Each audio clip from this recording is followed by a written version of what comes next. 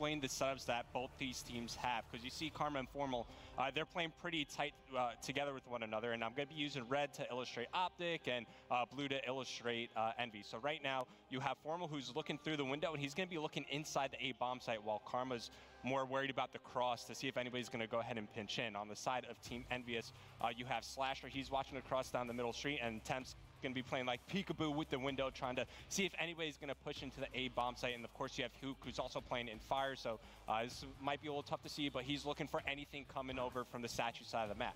Now, of course, I already illustrated that you want to be looking out for Crimsix. He's the guy making the play, and there he is on the map right there. So we go first, and this is where he makes a big play happen. So as he drops down in Crane, unfortunately, Karma does die, but Krim gets a lot of information. Keep in mind the route that he took to get here. He pushed all the way through the B bomb site and cleared out that entire street. So I think it's pretty straightforward to see that he finds the easy pick here onto Slasher. And right away, you see on the mini-map in the top left-hand side, look at the arrows for Team Envious. They immediately turn around a complete 180 to focus on Crimsix on the map. And this opens up room for Formal, who picks up the bomb. And you're going to see what he's going to wind up doing. I'm going to draw this on the mini-map for you guys. He's going to come right through Statue and go right to the B bomb site. That's the goal here, because once again, Krim already cleared up that street, and Formal can make this play happen because this guy right here, Hook, he's more focused on Krim, who's coming in the back, right? He draws away that attention. So Krim then goes ahead and re-challenges this player inside fire, and he winds up winning this engagement. So once again, that's going to force Tempt. He already knows the play, right? As soon as that player dies, he's like, oh crap, I got to move over towards that bomb site. And then from here on out, it's just a straight 1v1. Formal has a lot of position to work with here, and Optic Gaming do wind up taking the round win from here, and they close out the map. So that's kind of what's going on through the minds of these players, and how mindful you have to be of the positioning and what you can do later in the rounds when you're able to clear out sides of the map. It's like a 500 IQ breakdown right there from Revan. Thanks, Rev. I like drawing. You like drawing? You're very good at drawing. And if it helps you guys at home learn a bit more about the game, then I'm going to do more of it. I think the key is just kind of breaking down what goes on in players' minds. I mean, you're a former player yourself. You know exactly how the players think. You think like that yourself, right? When you have to make those quick decisions, it's not something that everyone can do, and it really does require a very, very high skill. But for now, we'll go ahead and we'll take a look at what is going on in, I believe it's Station B. We'll have a look at that matchup. It's a Pool C game. It's GGEA Orange versus Red Reserve. And if Red Reserve win this matchup, they will qualify for Stage 1. So a lot at stake right here, Dirk. Yeah, there most definitely is, and it's been a struggle, this event, for EU teams specifically. I mean, Splice is struggling, Red Reserve is struggling as well. Going up against a team like GGA Orange, it's the former Team Allegiance squad. These are guys that you expect to make these runs into the open bracket, qualify for pool play every single time. Even in IW, they were making runs as well. So it would not surprise me one bit if we do see GGA Orange come right back into this and kind of take over Red Reserve. Yeah, these guys have been on the come up for quite some time, and I'm really glad to see that they stayed together after Dallas. I mean, they really had no reason to break up, but sometimes when you see teams on the rise, you know, other orgs will try to poach these players and get them away. But that's a big 4 down for Orange as they take off all the players from Red. 30 seconds remaining on this current hardpoint. They're in a good spot in this game. With Red Reserve in mind, I mean, when you look at those 4 players, that's 4 fantastic British players, I mean, European, let's say. On paper, that looks great, but in execution, they just seem to be missing something. And it's difficult to put a finger on it, but they're just not performing as well as I think we would imagine they would have, given the caliber of some of these players. I mean, we're looking at like 2nd place at COD Champs. I mean, Zero's been an MVP. This is stuff that I'd be expecting way more of these guys. Yeah, I mean, for me, honestly, it's been Joe as the guy I'm going to target from Red Reserve. I have not seen that stellar play coming from what we're used to seeing. He's not holding his own in the slaying department. So I feel like for Red Reserve, Josh rated 0. They've been playing their part. They've been doing exactly what they need to. But with Joe, he needs to show some glimmer of greatness. He needs to apply more when it comes down to slaying. And I feel like if Red Reserve is able to do that, they can kind of turn their tournament around. But we're in Saturday. You have one more day after this one to really start to kick things into high gear. And I will say, on a map like Gibraltar, we don't know how tough it could be for SMGs at times, especially if you're playing that lurk role. So Joe, he could either have a really big impact on this map, or he could be non-existent. There's really like no in between on this map.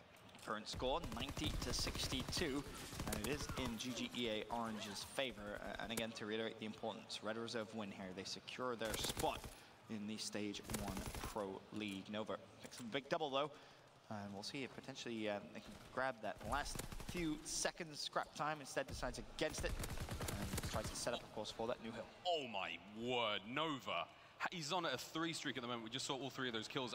At that point, you know, the spectator, the observer, he jumped away from him because he thought he was going to be killed easy by being shot in the back. But Nova somehow keeping that run going. I mean, he's laying the smackdown right now on Red Reserve, and there's not a whole lot they can do against him. There's definitely not much they can do, and it's worth mentioning too with the STG meta that's coming into play. Gibraltar's a map that 100% caters to it. With SMG being taken out at CWL Dallas, now coming into this one, the STG is going to be that weapon that's so accurate. You're going to be able to take off people from that chest-high cover. It's something that a lot of teams have really adapted to that meta when it does come down to Gibraltar as well. So you see GGA Orange picking up here, right here in pit center. Nobody's going to get a touch onto the hill, but they're slowly starting to show some signs of life. But Red Reserve, they have these early rotations, and now the question is, where is GGA Orange going to break from? And not only can the STG be viable on a map like Gibraltar, on certain hard points, something like the FG could be brought out as we move over towards the crater. So look for these guys to swap their classes depending on what hard point we're playing on. Final few seconds, the first hill, and you have yourself Red Reserve set up with spawn control for the next one for second hill. We'll see if they can just try and chip away at the early lead here from GGA Orange. There's a rather sizable one, nothing that you need to worry about too much though. Yeah, Red Reserve, they get in the early rotations, they get in hardpoint first and foremost, but then they get flushed out hard by GGEA. That's the equivalent of like rocking up to a restaurant with a reservation, but then before you get your table, some dude with like an open shirt and like a muscle car pulls up and steals both your dinner table and your girl. That's what that is to me. Maybe I'm wrong. That's a harsh analogy, but back into the action here. Roughly a 20-point game as Red Reserve are trying to climb their way back into it. I think we're all going to be looking at Zero to step up in this game for Red Reserve. ARs are really good on a map like Gibraltar, and Zero has one of the best shots we've seen out of Europe. And we see so many times when you hold this 4-courtyard hill, the next rotation is going to be all the way across the map. You don't really see anybody going early, but if you look at the mini-map up there to your top left, it's going to be rated with that early rotation, just trying to be very, very sneaky. Streaks are now going to be coming in there from Joe. The fighter pilot comes in, so it's going to give him so much intel on where these players are going to be, and this gives Rated the opportunity to push inside a turret room. He's going to pick up the kill there. He takes out Nova, but GG Orange still has the spawn. Yeah, that's the issue. He may have had license to push, but he didn't actually get control of the spawns, and now you see Josh stuck between a rock and a hard place. He's going to fall, so you invest a streak into that. You have Rated in position, but you still don't fully get control of the spawns. Now the question is, do you invest another streak? No, absolutely not. Time starting to wind down, and on the hardpoint coming up next is going to be over near Crater, which is more wide open. On this Castle Road hardpoint, there's some cover that you can use to, you know, dodge those score streaks. But, you know, it seems intuitive that when you're breaking this hardpoint, you kind of want to fight front through, but you actually want to try and push all the way through, because as you pointed out, you have to go all the way in the back, like behind that turret building, if you want to influence the spawns. So you just got to be a bit more aggressive on those pushes. And, you know, if you can circumvent the hardpoint, do it, play for spawns. That's the more important thing. It's a painful loss, though, for the guys of Red Reserve. I mean, look at the score now. They're just by failing that play with the fighter pilot and not really managing to get them out of the spawns at the top side of the map. Already, they're pushing 270. It's looking, oh, sorry, 170. It's looking huge for them now. I mean, Red Reserve have got to play an immaculate turret to really get back into this one now. I mean, I believe they can. I genuinely believe they can, but it's still such a mountain to climb. Yeah, it most definitely is, and you like the play coming up from Believe, going all the way around from comms, trying to get the pinch inside. Mayhem is doing an excellent job of holding this top sniper's nest, and it's definitely a way that you can hold this turret hill and find so much success in, but it's going to be Zero. He finally breaks that setup, so Red Reserve is going to be pushing through. Now, if you're on the side of GGEA Orange, get somebody set up under sniper's nest, proning, waiting for that player to come out. No reason to try to push inside, but now it's going to be the glide bomb coming in. 3 players are going to be dead, and now it's Red Reserve breaking on through, but Mayhem has something to say. Nades coming off the spawn, Hill going back and forth at the time. Believe has already managed to actually earn himself streaks, and I think it was the reason he was trying to push underground was because more streaks were coming in from above. He was just trying to play his life a little bit, see if he could maybe contest that hill once again. But GGEA, they've done such a good job keeping that lead. 8 seconds left on this one. Red Reserve will grab the scrap, but honestly, you add the fact that they have streaks as well here, Revan. I can't see any way GGEA throw this away. Yeah, I mean, you say that, but we see crazier things happen, and there you go. Believe is going to call in that fire pilot, so it's a clean wipe for GGEA Orange. They kill everybody on Red Reserve. They could set up comfortably here on pit center. Now, one thing you never want to do when you're controlling this hard point, I always like to draw a line from the bricks area. Don't ever cross that. It might seem nice to try to pick those players off spawn as they're pushing through, but you might wind up flipping the spawns, which is something you don't want to do. You always want to think about the hard point coming up next. You most definitely do. It's nice to see Spoof getting very aggressive, finding 2, trying to find the 3rd, not going to be able to do so. It's going to be Joe inside the hill, does have that flamethrower out, picks up a kill, and so it's going to be Red Reserve taking control. 20 seconds left in pit center. If you're GGEA Orange, you might as well just go back, set up for this next hill. Only 15 seconds left to play with on this one. As you start to see the 4-man spread coming from them, it's going to be player 2, Nova, rotating all the way back. It's such a difference when we've seen how streaks are being used right now. GGEA Orange, you know, the fighter pilots are coming in. There are 3 kills at a time with that one. When Red Reserve are making those plays, it's either Joe just missing it by an inch or a millimeter, and then when it comes to like a desperation play with his flamethrower, they're just to hold on, just to prevent GG Orange getting as much time as they can. It just seems like they're just on the back foot constantly, and that's props to GGEA Orange more than anything. And we spoke about Joe a little bit ago, right? We were looking for Joe to have a big impact. I mean, he tried. He earned full streaks, but when your assault rifle players are not backing up your play, especially on a map like Gibraltar, Joe had some good sprees of plays, but nothing really came out of it. Yeah, you can see that score, 245, 138. That should be all she wrote for GGEA Orange. They will take map number 1. Congratulations to them. A pretty solid hold and a pretty solid map, if I'm honest, there coming in from those guys. Of course, if you want to watch the rest of that series, you can watch that on the Bravo stream, where it's going to be exclusively streamed and casted. To give you an update of everything going on elsewhere, e.g. Epsilon, that's on Charlie. Epsilon, they're down actually, 124 to 55, I should say. On Delta, Mind Freak up, actually, 89 to 7 against Lightning Pandas. So that's a bit of a surprise. But for now, we can send it over to our game on the Alpha stage. Echo Fox versus GGEA Blue, map 1, Arden Forest Hardpoint. Here we go, Doug. Let's get our winter clothes on and get stuck in Ardennes Forest. Echo Fox versus GGEA Blue, and already off to a pretty even start between both teams. Echo Fox, of course, Saints, Vicento, Aqua, and Assault. Big fans of these boys. They've been playing great all day long. GGEA came up through that open bracket, and now they're trying to leave their mark here in pool play. Yeah, we're seeing the consistency again with GGEA Blue. If you look at this roster, for people who've watched Call of Duty for a long time, these are guys that you see coming through their open bracket on a consistent basis too, making these deep runs.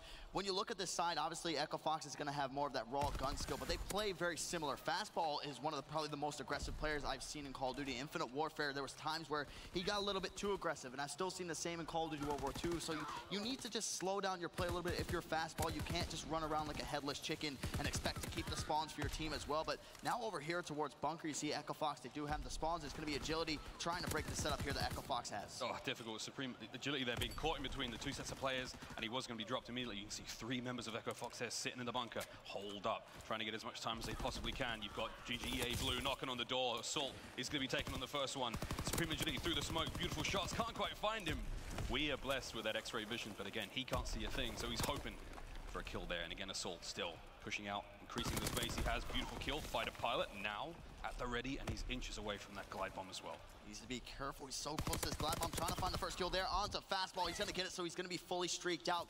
But something I do like from GGEA Blue right off the rip on this bunker hill, they're utilizing those smokes, trying to get the break. It can create a sense of randomness, but it's just going in there and trying to get that fire and coming out on top in those gunfights. Unfortunately, Echo Fox was able to hold on strong if you are GGEA Blue, but now the glide bomb is coming into play there for Assault. He's going to find one on Stamino. So you see the setup that Echo Fox is going for. GGEA Blue putting heavy emphasis up towards cabin, and now Echo Fox flooding straight in here through middle. They need to try to take out these guys at cabin. You say it time and time again about Arden Forest, but Aqua breaks things open with a big 2-piece. You see that? Echo Fox already dug in deep, ready for the blue players to make their way forwards to the guns of Echo Fox. And we got Saints still continuing that run, and this is a pretty solid hold here so far. I mean, they were pretty tied up to begin with, and now it's 114-41 and climbing. I mean, Vicento's having the time of his life. He's currently on a 3 streak in the hard point, so he's going to be reaping the rewards. You can see streaks about halfway towards all 3 of his streaks.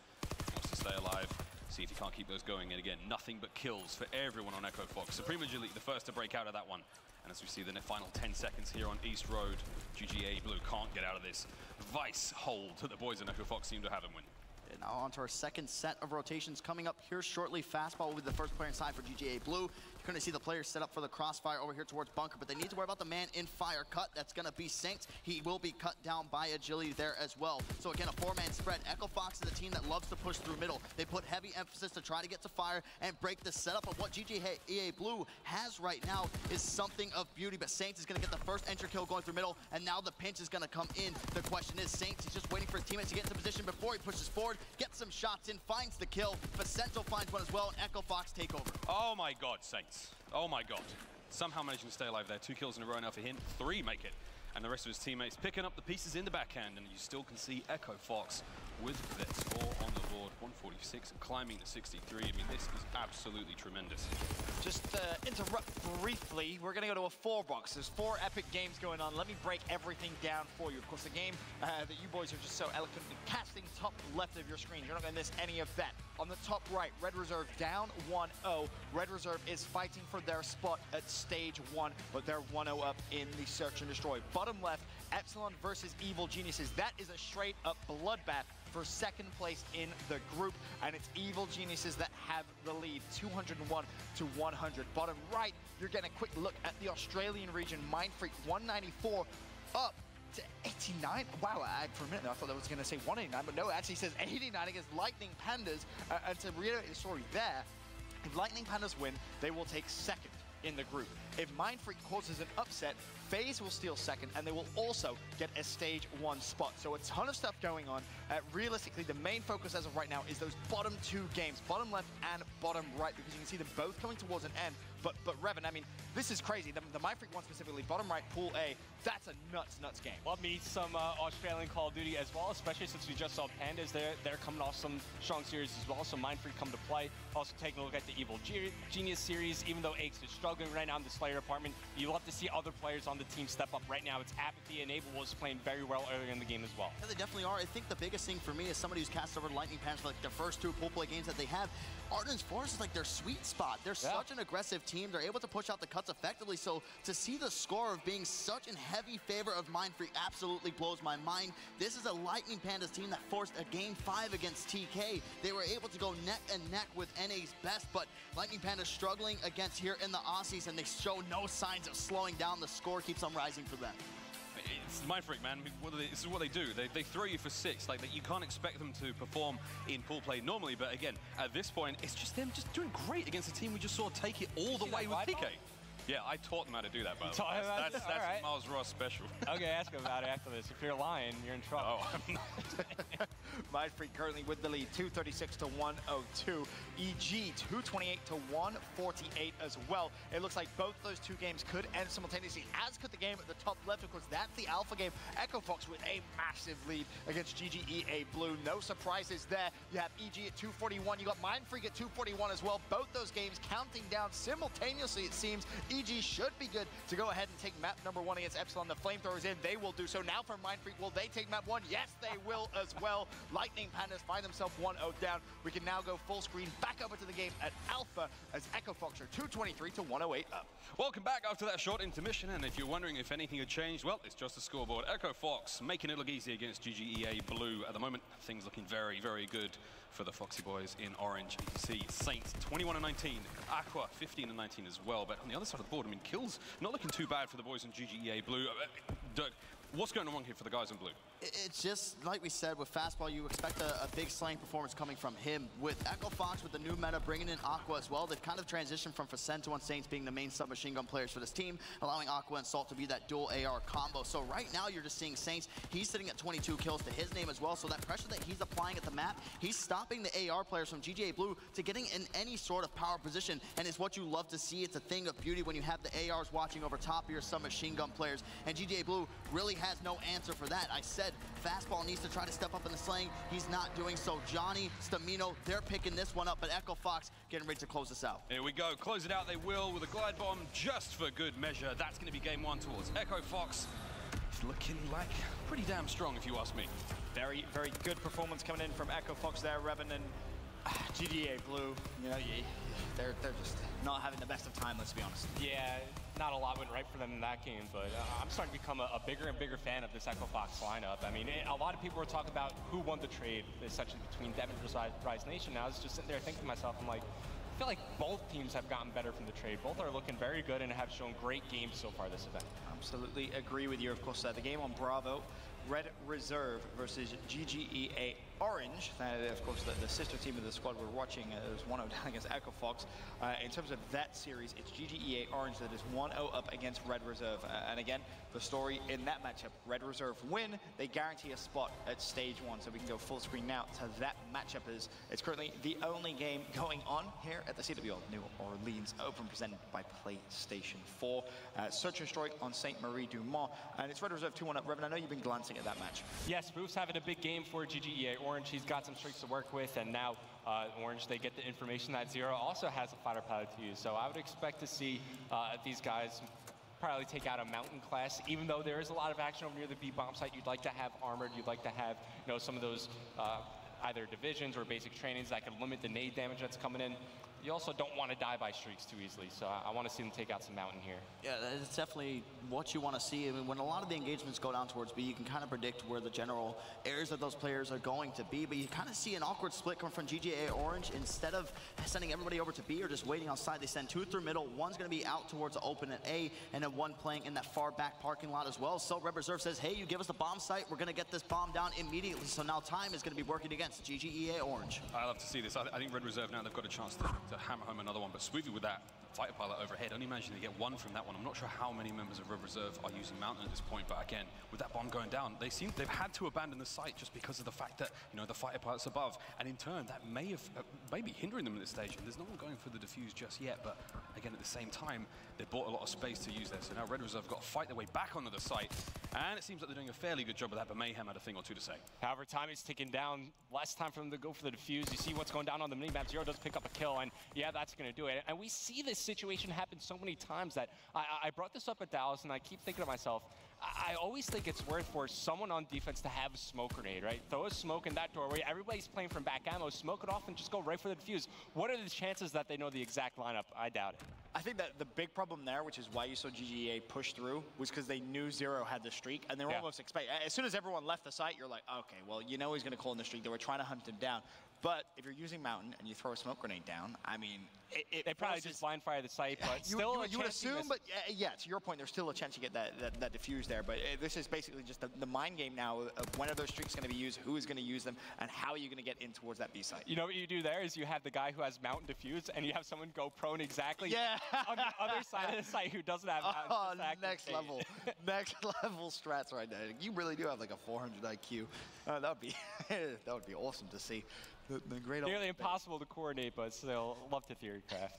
Dude, that's where you have a code word for that sort of thing. You're like, I don't know, it's like a safety word. It's like banana, banana, and everyone knows exactly what that means, and it just works out for everyone. Look, 20 seconds left on the clock, and that's the only member left for life for GGA Orange is going to be Believe. And look, man, he's got 3 members now of Red Reserve about to sit on him. I mean, this is good-looking stuff from the boys on Red Reserve. Yeah, that bomb is going to be diffused. Red Reserve 5-1 up again. If you're a European fan and you want to see if Red Reserve can qualify for Stage 1, you can watch that game exclusively on Bravo. We will be jumping into it, however, when things get a little spicy, but you can expect them to take map number 2 and level up the series 1-1. Of course, elsewhere, EG versus Epsilon. Evil Geniuses 1-0 up. They're heading over to a Search and Destroy Ardennes Forest just beginning. Mind Freak versus Lightning Pandas. Mind Freak 1-0 up. They're going to a Search and Destroy London Docks again, just beginning. But for now, we can go back to the main stage matchup, Echo Fox versus GGEA Blue, where Echo Fox are 1-0 up in the series. Well, Dirk, everyone's papers are in order. Everyone made it through customs. And now we've got Echo Fox and GGA Blue duking it out on London Docks. You see Facento going to be the last player left alive for the side of Echo Fox right now. Bomb is going to be down in a sticky situation. It's all the way over there towards Cole.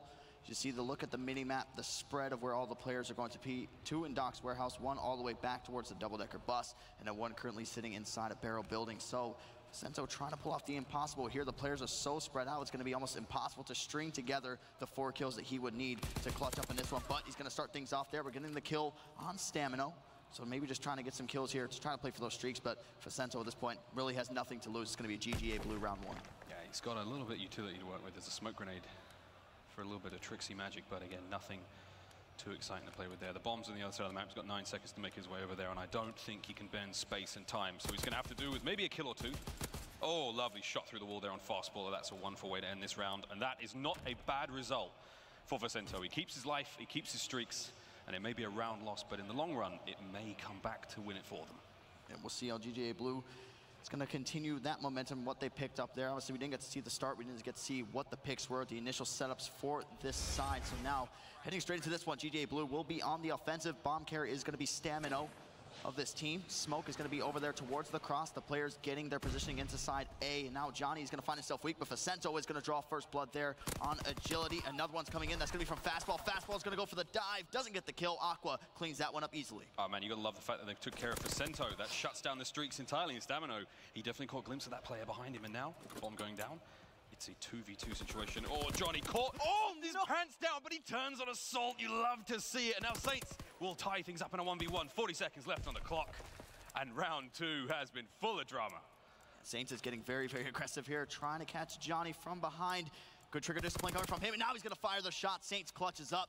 He's going to get the defuse there as well while picking up 2 kills in that round, so Echo Fox is going to tie this one up, 1 apiece. There was a moment there where you said, good trigger discipline. I was like, oh, if he gets past that, it's going to be the end for him. It's the second turn in a round, just maybe. Well, here's a quick replay of that last round. Saints getting their first kill there. This was the turn. Just fantastic discipline in there to take care of Johnny and secure the round for them. Again, Facento's streaks were cut dead there, so Echo Fox not going to be reaching that one just later on. But again, still, things looking good for them as they tie things up in the series. Snako getting in a position to try to throw that pre-nade over towards B, and it's going to be GGA Blue establishing that map presence, getting straight up onto B, but Saints is going to make him pay. So make that 3 kills in a row for him as well. Assault's going to be inside here with the STG. He will be pushed through barrels. He's going to find himself full red, but now the player comes through. Fastball is going to be able to find 2 kills to his name, but now the bomb is going to be down in towards barrels. The players from GGA Blue, they're going all the way back through middle map to get inside of fire. So now you have Saints, Facento trying to take out 3 players from GGA Blue. Completely different setups right now. We're watching Saints. He's completely alone at B, and the other side of the board is Facento, who's watching sort of back A. The bomb is still down. Facento with a snipe, we'd like to see that. But everybody on GGEA Blue are roaming together. They're a pack of players at this point. They're all watching each corner. They're watching each other's back. So they're playing the numbers. If you kill one, you're going to have to fight the rest of them in the same engagement. 35 seconds left. Wonderful start. Fastballer goes down. Facento on the turn. He's got a PPSH now in hand. He's hoping for that close range engagement. Man, he is buzzing right now. It's now a 2v2. That quick scope has tied things up. 22 seconds left. As you see the peek out come once more. Facento's trying to bait out the shots. Get some shots in towards mid-cut. Saints is going to be there to clean up that kill. Stamino trades that one out efficiently. So now it's a 1 versus 1. Facento, Stamino, 10 seconds on the clock. Needs to make a decision. Playing over towards this bomb. Stamino's just going to wait this one out, but now the bomb is going to be going down there for Facento. Stamino not going to go ahead and push this one just yet, but now the clock is ticking. It is going against GGEA Blue. Facento knows the positioning. He's just going to go here, position himself towards the blue van. Oh, what a plot twist this is. Stamino versus Facento 1v1. Facento has a snipe in his hand as well, and oh my goodness, the ring around a Rosie's. Facento has caught whiff of something Stamino knows. He knows he's watching him, he just can't tell where from. 20 seconds left on the bomb. Somebody's got to make a play, and here it comes. Facento gets the first bullet in around the other side. He's done in for 6, and that's it. Ring around the Rosies. What a round there from the boys in Echo Fox. And we've seen what Facento's been able to do in the past as well in Search and Destroy. A great all-around player with that sniper in his hand as well. And you see it right here. Gets a few shots, runs away. Stamino was trying to think, okay, he's going to come back to challenge around there. But like we said, those 1v1s, it comes down to throwing off your opponent, throwing that curveball at him. It's exactly what he did there. Echo Fox get themselves another round on the board. Pretty crafty, pretty nimble. Echo Fox now up by 1 round. Round 4, GGEA Blue on offense. Stamino is going to be a bomb carrier. So far, both teams, Supreme Agility and Assault for GGA Blue and Echo Fox, respectively, have no kills. Definitely don't. Something to add on. You're seeing a lot of players starting to run Armored and Search and Destroy now, but first blood is going to go there, immediately traded out. Assault's going to find a second. Trades going back and forth, but it's going to be Echo Fox coming on top. Now Stamino making good positioning behind. He's able to find Facento, so another 1 versus 1 with Stamino, but this time he is going up against Aqua. He spotted him over towards that mid-cut. He does jump down. Half the shots coming in from behind. Shaky shots. Aqua almost gets the turn. Is going to be 1 shot. And now Aqua needs to try to play his range here. 45 seconds on the clock. Oh, it's another 1v1, and both teams, both players missing shots on each other, but in the end, Echo Fox just able to make it work. And my goodness, that makes you think he had the chance there. I mean, Aqua got the kill in the end, and Stamino, he was 1 bullet away from winning that round, and in the end, boy, that really bit him in the ass. A lot of confidence going out there with the machine pistol to challenge that PPSH, but then again, it's another great 1v1 coming on, and Stamino finds himself last alive 2 rounds in a row. Score currently sitting at 3-1. So you see what they go with here. Facento once more is going to have that Car 98K to watch the crossover to Hay. He's going to get the call out, misses the shot, but knows that agility is going to be over there. Might be able to spot Stamino with his head poking up, but Echo Fox playing a delayed push here. The bomb starting to wrap around to B. Facento has seen enough. He's decided to move out now. 6-2 for him. This is Assault making his way through middle. You can hear those shots ringing off of the drums next to him. He knows those players are nearby. Shots are out. Fastball, they've got 2. So now Echo Fox tie things up from Saints with a 2-piece of his own. And now we're down to a 2v2. This is Saints trying to make his way forward. The bomb carrier has been dropped, but you can see there's a push from behind Facento on the turn, almost managing to make it work, and a second chance denied. Saints, last player alive, for Echo Fox, and he's got to grab bomb, and he's got to take on 2 members of GGA Blue. He's got 2 PPSHs, just in case one gets low, he can pull out the other one. 40 seconds left. Looks like Saints is going to go for the wraparound here. He's going to spot one player inside of barrels. Someone gets away with his life for the time being, but now they do have to call it. The collapse is starting to come in here for GGA Blue. Stamina's going to come around the corner. Saints was still regenning his health, but they were able to take him out. So a nice round win coming here from GGA Blue. Stamina, we'll see that shots in. This is that STG. I mean, it's just lethal at range. So accurate, barely any recoil. 3 shots, immediately drops him. And there was Supreme Agility just in case he needed to pick up the pieces. Good execution there from what was quite a frantic, scrappy round. GGA Blue not out of this one just yet. See what the plan of attack is going to be here on offense. I know that GGA Blue, if there's a team that's going to have a little bit of tricks up their sleeve, it is going to be them. But first blood once more going to the side of Echo Fox. It's going to be a team kill coming in there. Johnny takes out Fastballer, and Stamina's going to fall in middle map. And just like that, a quick search and destroy round. Big help coming from the team kill there by Johnny. What? Why did that happen? Can we get a replay? Why did that happen? In what universe was that? Okay. All right, well, look, now we're tied up, right? Oh, no, this is now Echo Fox way in the lead. Like, they got 2 rounds ahead of them now. Well, hey, man, a thank you is in order, I think. It gave him a little bit of gift after probably one of the quickest rounds that we'll see in Search and Destroy in this event as well. But now Echo Fox, they're just 2 rounds away from taking this Search and Destroy. As we see once more, going to be one player getting very aggressive in middle map. Agility is going to be able to get the better of Facento in that sniper battle. Saints is going to be able to trade out that kill straight away. So Echo Fox favoring this B site more than A. They're going back to back to back over towards here. Now it's going to be Aqua with this bar in hand, trying to place range. Is going to be somebody right around the corner here towards the mid cut. Agility's in a sticky situation. The team fire comes in. Aqua takes him out. Now they know where Stamina is. They get the kill. Echo Fox 1 round away from the win. Saints was 1 kill away from full ace there. I mean, that was a ridiculous round from him. First 2 kills, easy peasy. He got an assist on the final player at the end, and then this was him. Again, almost entirely off of the back of an incredibly aggressive play from Saints. Wonderful work from him. And that's going to be map point for Echo Fox. There's a man on your screen. That's Saints. See, if I had just got around like that, I'd be like, my controller would be on the floor, my headset would be off the ground, I'd be like, I'm the best, baby! But that is the difference between a caster and a true professional. That is true. There's a reason you're behind the desk too, Miles. Don't worry, I am.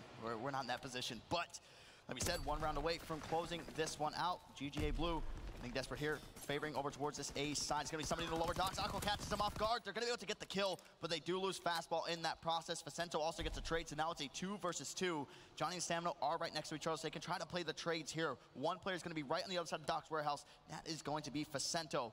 So you can see some gunfights going down here. Stamina going to be playing on lower docks. Saints is getting the full read on this one. Saints gets the first shot. Stamina turns and gets the kill on him. Now Facento on the hunt for Johnny. Oh, it's so important to have got that kill on Saints again. You shut down one of the biggest killers on the team, and Facento may have just walked into a Christmas present, and he's going to unwrap his gift a little bit later on than anticipated. Oh, he's been gifted both of them. Can he find Stamina on the return? What a play! Facento! What a great, just all-around play. And that's what we said, why Facento is such a great search and destroy player, knowing not to shoot that shot, waiting to see what the player's going to be. You can see it right here. He watches Stamina jumps up. The player's playing on the chest side cover with Johnny. Stamina jumps down to challenge with the FG. Still a 3-shot kill, and might have had a little bit of tuning done to it. But what a superb play coming from him. Facento's just a beast. Enough said. Phenomenal veteran play coming out for him. So Echo Fox 2-0 up, but elsewhere there is so much going on.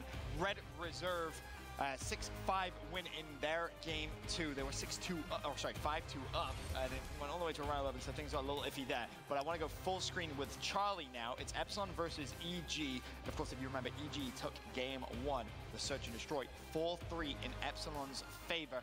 Revan, you've been glancing at it. What's been going on here in this series? It's just been pretty back and forth. Epsilon came to play early. EG were able to answer back and rattle off some rounds, and here we are now at a tied game. But before we dive a little bit deeper in this game, I just want to add on to that Echo Fox game. That's not the only big impactful play Facento had. You remember that 1v1 he had against Stamino? He's just got great game sense, and he knows what's going on in the environment around him. I think whenever we talk about Facento, sometimes we don't talk about his smarts enough. The guy's an incredibly smart Call of Duty player. He's got a huge IQ. Massive IQ. I mean, that's such a tough thing to do, to realize, hey, wait, hold on, I have a second here. He doesn't know I'm here. Let me see what he does. Okay, well, where's his teammate? Can I get any more information from that? And then to get a 2-piece as quickly as he did. Phenomenal play from him. This one, not the best start here for Epsilon. 2 players go down again. To reiterate, this is a battle for second place. The winner of this will take second in the group.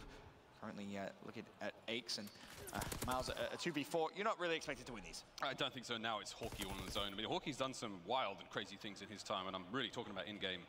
Again, it's not going to be easy against the veteran plays of Evil Geniuses. You know, they're going to sniff out that kind of trouble and snub it out as quickly as they can. Still, I have high expectations for the boys on Epsilon. I think they're going to get back into this and prove Dave wrong more than anything, that they're not a bad team. The things are going okay. They're going to get second in the group. Come on. Yeah, they're going up against a beast that in Evil Geniuses, they had to slow Dallas, but now coming to this one, they've looked strong.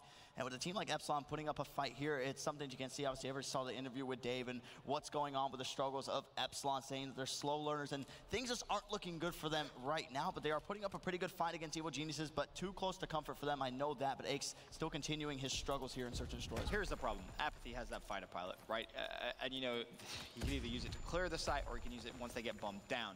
We'll see exactly what Evil Genius's mindset is going to be with that. Of course, you have Aches watching the flank over towards A. Realistically, not expecting much, but to Epsilon's credit here, Revan, they've fully taken control of the B site.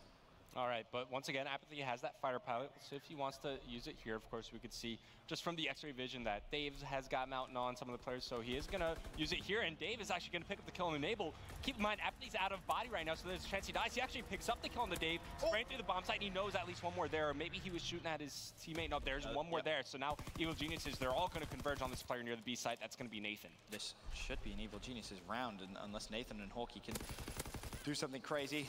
Long-standing European duo.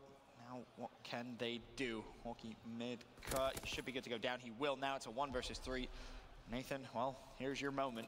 What can you produce? There's one. That's Nameless down. Now you have to worry about Aches and Apathy. Don't worry, only a couple of world champ rings there. For Nathan. Don't be afraid of. Don't be afraid. Don't be afraid. Nate, play it how you normally would. 37 seconds left on the clock. Still, that 1 versus 2 situation. And how big would it be for the confidence of Nathan if he's able to clutch this one up? You see the positioning, they're kind of playing side by side at you, but they're going to be able to clean up that kill there, and it will be Evil Geniuses taking a Search and Destroy, and now they go up 2-0 in that series. Yes, they do, and as that ended, I believe the game on Delta ended as well.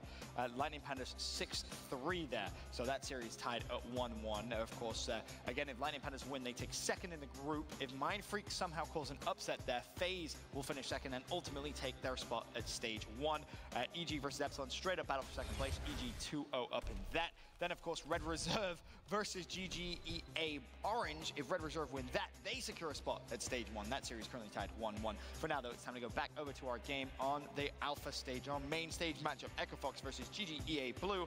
Echo Fox convincingly 2-0 up and 1-0 up already in the CTF. 1-0 up already. I mean, let's face it, a bit of time has passed, but still Echo Fox up 1-0 here. This is potentially the final map in the series, unless GGEA Blue can put all that theory to practice. And here we are, Johnny doing the best he can to push forward 3 in a row for him. Saints does have the doorway covered, but doesn't really make too much of work there. There's going to be a team kill coming in there too. That allows the GGA Blue players to push up here through barrels just a little bit. Fastball's going to find 2. One more to worry about. It's going to be Facento trying to go for this kill. Not going to be able to get that. He shuts him down. They're just going to go ahead, let the flag reset itself there. So now Johnny's going to be playing over towards here on this dock side. Now typically the setup that you want to see from teams is getting that middle map control, pushing over towards this right side, but primarily you want to try to pull in here through barrels. The quickest way is going to be going through that middle of the map, but you need to make sure all the cuts are going to be in order as well. Look for the smoke grenades to be coming out, but you see in the kill feed just light up all in orange. It's going way of Echo Fox. Fastball, the last player up to try to play some defense. Assault will be the first player for Echo Fox in this action.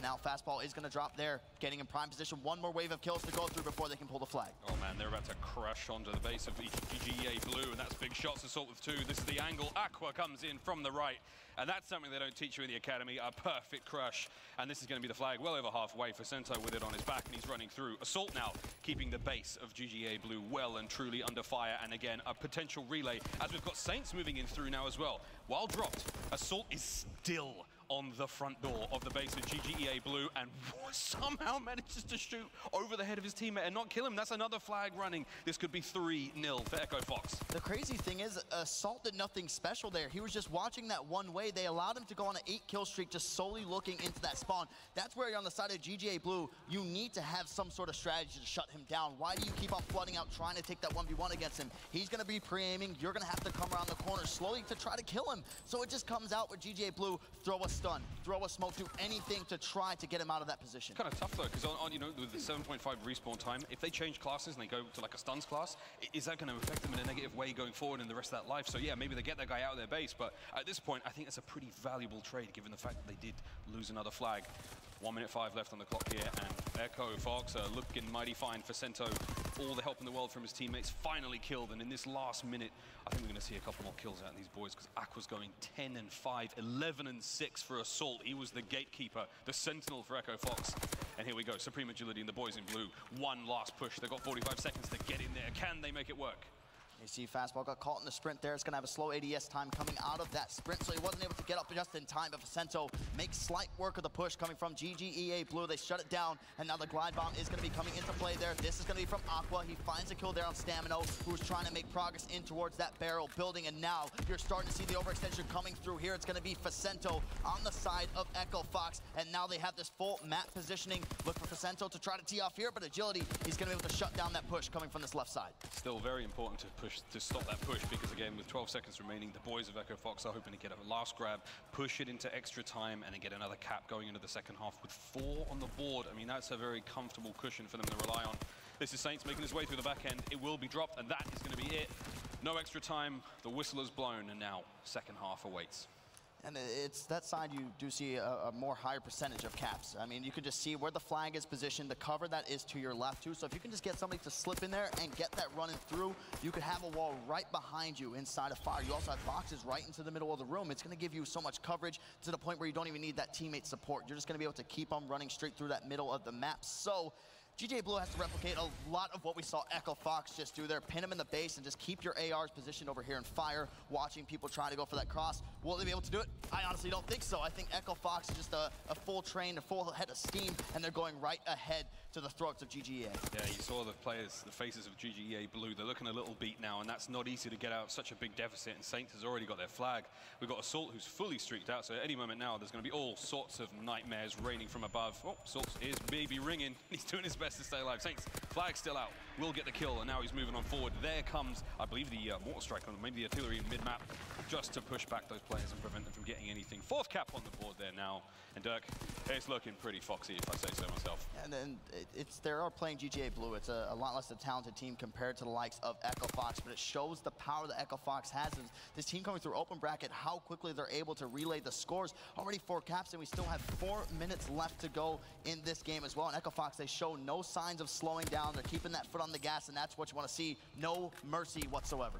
No mercy indeed. 16-9 from Assault, 15-9, 16 now from Aqua, and all members of GGEA Blue are down, and this is a convincing thrashing from the boys on Echo Fox. They have to be pleased with this performance. This is Aqua on your screen doing exactly what Assault did in the round before.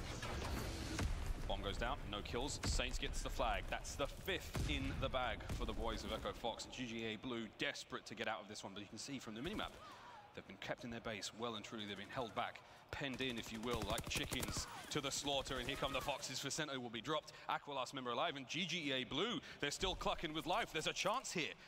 It's definitely, London Docks is a map where the submachine gun play can come in heavy, and it definitely caters into the hands of a player like Saints, who's going to be that up in your aggressive play style submachine gun player for the side of Echo Fox as well. So the fact that he's able to push players out, not even allow them to get into any sort of position, it's getting Assault into position with the AR. Same thing with Aqua as well. Agility and crew, they're trying to do everything they can. Desperation, pushing the flags one by one. It's not what you want to do. You need some sort of strategy. If you're just going in there to try to get desperate to pull a flag, you're going to be dying 9 times out of 10. I mean, it's just great play from Vicento. He managed to dodge the stun there. He put himself in a great position to win the 1v1 gunfight as well. And now we've got the boys of Saints and all of Echo Fox making their way back in towards the base of GGEA Blue, just like that. Immediately turned the game on its head. Aqua unable to find too much there with his fighter pilot, but nonetheless pressure is going to be applied. Assault taken down there as well. So Stamino holding the line as firm as he can. Again, it's 5-0 right now. This is the final map.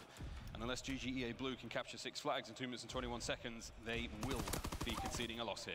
And they get the hold there of the Echo Fox players coming in, but nobody's able to establish any sort of map presence now. You see Stamino coming up. Saints is going to be there in barrel building to try to contest this fight. Stamino is going to come on top of that engagement, and so does Johnny. So now they can go ahead and push forward on the map. But as we approach 2 minutes left in this one, it should be all she wrote unless we see a complete miracle coming from GGA Blue. can see from the sky camera here, the slow and steady advance of supreme agility there on your top of your screen, and stamina as they make their way forward. And now as we get a little bit closer, supreme agility taken down there by Saints. Again, that's been the story of this game. Saints 19-14. His other though, teammate Aqua 20 and 12.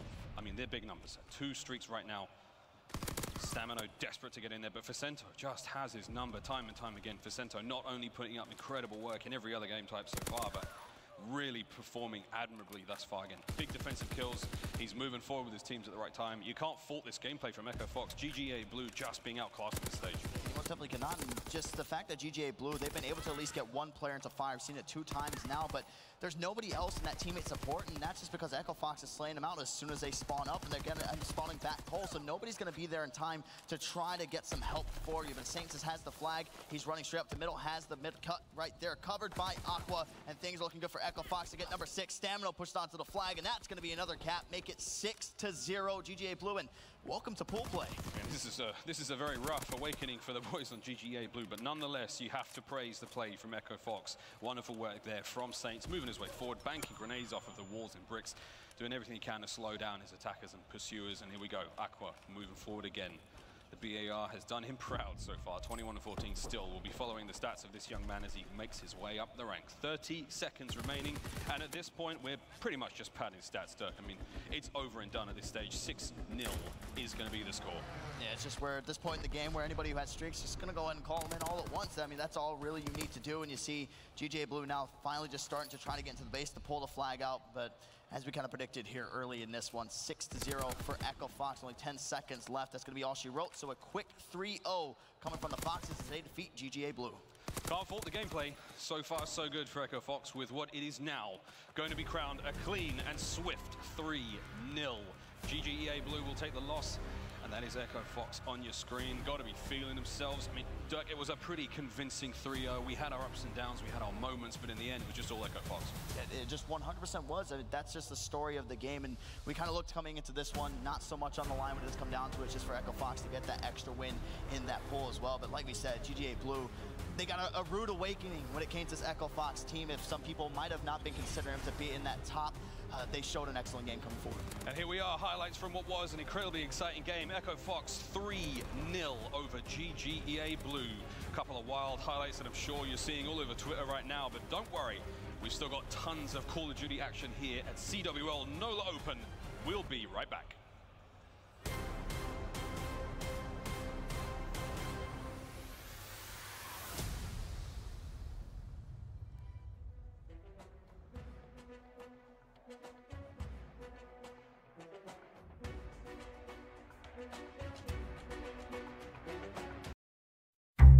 The average traveller visits loads of different websites before booking their hotel.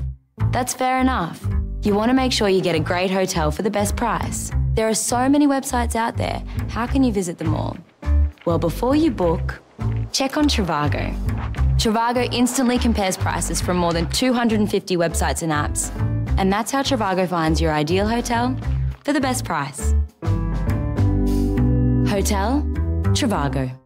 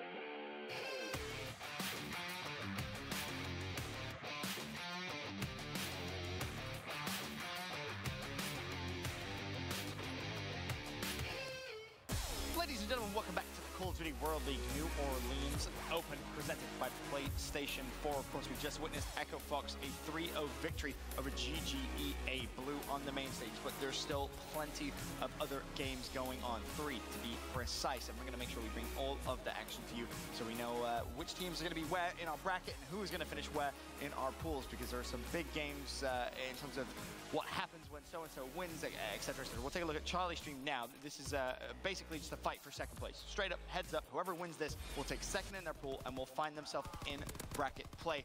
As it stands, Evil Genius is 3-2 up and 2-0 up in the series. Over on Delta, you're not missing too much right now. Mind Freak versus Lightning Pandas, that series tied at 1-1. The CTF also, ironically, finishing the first half, that's going to be tied at 1-1. Red Reserve versus GGEA Orange. Red Reserve 2-1 up. If you want to watch that exclusively, feel free to tune into the Bravo stream. But as it stands, Dave running the flag here for Epsilon Revan could potentially tie things up 3-3. Man, so many good games going on at the same moment. It's fun that we're able to catch all the action as it's going down here. But Egg's having a big impact on this game. You see he's got some streaks to work with, Fighter Pilot as well as the Mortar Strike. EG were up early in this game and Epsilon were able to rally back. And as it stands, 2 minutes, 35 seconds remaining in this half. Let's see if Epsilon can make the comeback happen. Yeah, it's going to be one of the biggest things. They were able to get the nice flag run there. The flag actually did end up getting dropped. And now they're going to go and get the cap. So now it's tied up at 3 apiece between both these sides. So Epsilon showing some signs of life. But now Evil Genius is finding out of their spawn. It's kind of Epsilon giving up that positioning. They are favoring over towards this dock side. So the players playing this one slow. As we approach 2 minutes left here in the half, it's going to be Vortex peeking out, but the trade's going to come in immediately there. As now we see a little bit of a stalemate, but Aches is going to continue his resurgence and pushing forward with that STG. Yeah, Aches didn't want to stalemate. He was like, no, I'm not waiting here. We got 2 minutes to go. We need to get a couple of caps out of this one. And this is one way to do it. Streaks indeed. Comes through, gets 2 there. That's absolutely monumentous to getting into this one. There's only one player left of Epsilon alive now, and he's going to make a kill. He's going to push these players back. The flag's already on its way, halfway now. That's Enable. He's running his way through. This could easily be a cap. I don't think there's any way for Epsilon to stop this. No, absolutely not. And that's exactly how you want to use streaks here on London Docks. As those players are spawning up and starting to rotate back on your flag, your team is mounting an offensive push. And as they rotate back to the flag, they're met with a Fighter Pilot. Good luck winning against the Fighter Pilot. Good use of a streak there from Aches as EG take the lead. Yeah, and just like you said, when it comes down to utilizing those streaks with some of the Fighter Pilot, the Glide Bomb, you make 2 choices. We run inside, give them up the flag. We run to the flag, we end up dying from the streak. So either way, you're going to get a pull out if you're EG, and that's where you see the impact of streaks coming out there, how great they were utilizing those for the side of Evil Geniuses. But now they're forced back into their base. Epsilon has that middle map control, but they need to be wary of Aches, who's going to be pushing up here on towards this stairs. Obviously, we have the use of the X-ray we can see inside of barrels. Just over 60 seconds, or just under 60 seconds left. EG, 1 flag lead. They are up 2-0 in the series. Again, a win here will give them second in the group, and we'll put them into championship winners bracket play. Well, Vortex, good try, pal, but you're not going to go anywhere. Aches, Sat, and Beer, you will be able to find that first pick, but the assault still coming in from Epsilon. That's 3 players down. Apathy, last man up. Where is Apathy? That's the question. Just to the left-hand side, found one. Couldn't find any more. And you will see, once again, the flag grabbed, starts its run, and honestly, this should be good, Miles.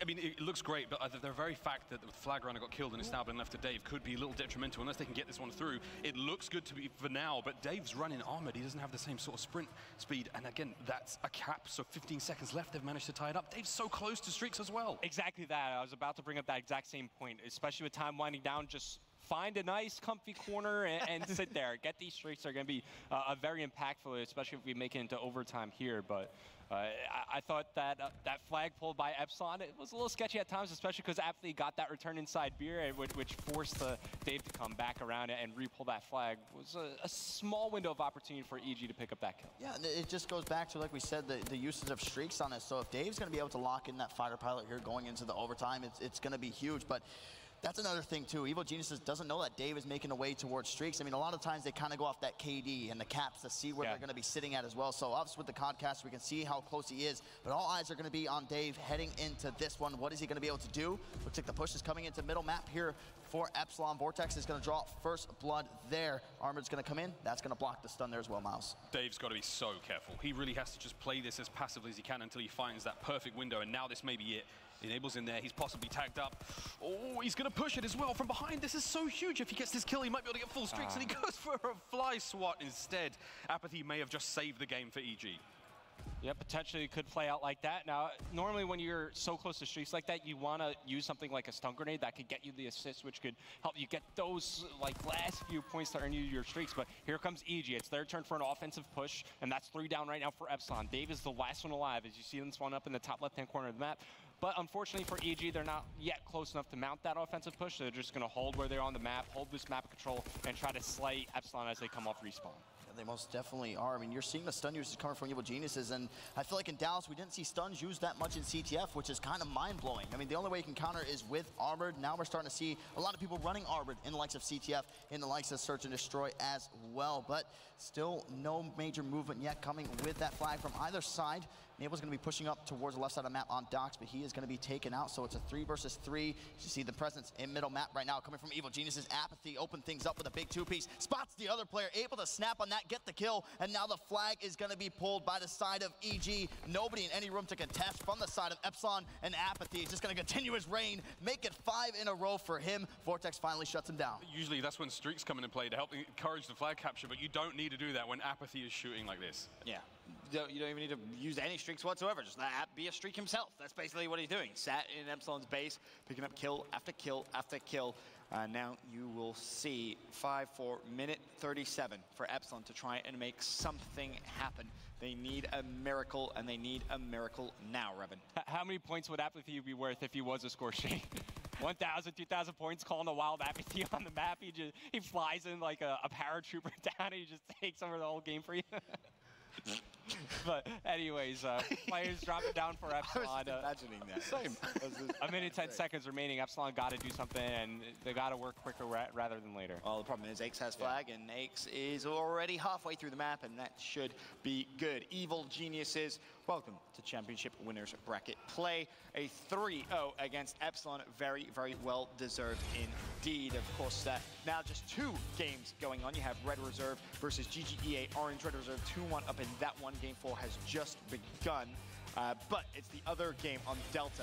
This is a close one. Now, don't be fooled. This is actually in stopwatch as well. Mindfreak last second cap, I believe it was, to force overtime against Lightning Pandas. Series tied 1-1 as well. If Lightning Pandas win this series, they will take second in the pool. If you're a FaZe fan, you are desperate for the Australians to come out on top, because that will give FaZe second place and, more importantly, their spot at stage 1. Well, I know the Australians are watching. It's only 1 p.m. in the afternoon for them now. Oh, it's just the afternoon? Just the afternoon. They're already on championship Sunday. Yeah. It's already tomorrow. So either way, I mean, this is what you want to see as an Australian COD fan. I mean, they've got a lot of presence here on the map. That's 3 dead already. That's the entire team. So Lightning Pandas now, they may have just been put on the extinction watch list again. And here comes Mindfreak, potentially be able to get a few more kills. And if they get a pull out of this one, ooh, what an upset that'd be. Major, it definitely would. I mean, and the setup that they had going into that, it forced Lightning Pandas to go all the way and spawn into that back bridge, and it's going to be so hard to play defense. The streak did come in, it shuts down, gets a clean wipe once more. It's going to be Mindfreak coasting towards that finish line with the flag. I'm not sure if anybody on the side of Lightning Pandas does have any streaks to try to counteract this one. They cut in through middle just to try to get it in a little bit quicker, but what a great wave of kills we saw from Mindfreak back to back. Shox picking up 2 there as well. You saw the positioning from them, absolutely perfect. They managed to hold the line effectively, and that is going to be the cap. And that's the score limit reached, and well done to the boys. Now they're going to do the timer. I'm not sure what the clock was, so here we go. All Lightning Pandas need to do to take this round is capture within 1 minute and 35 seconds.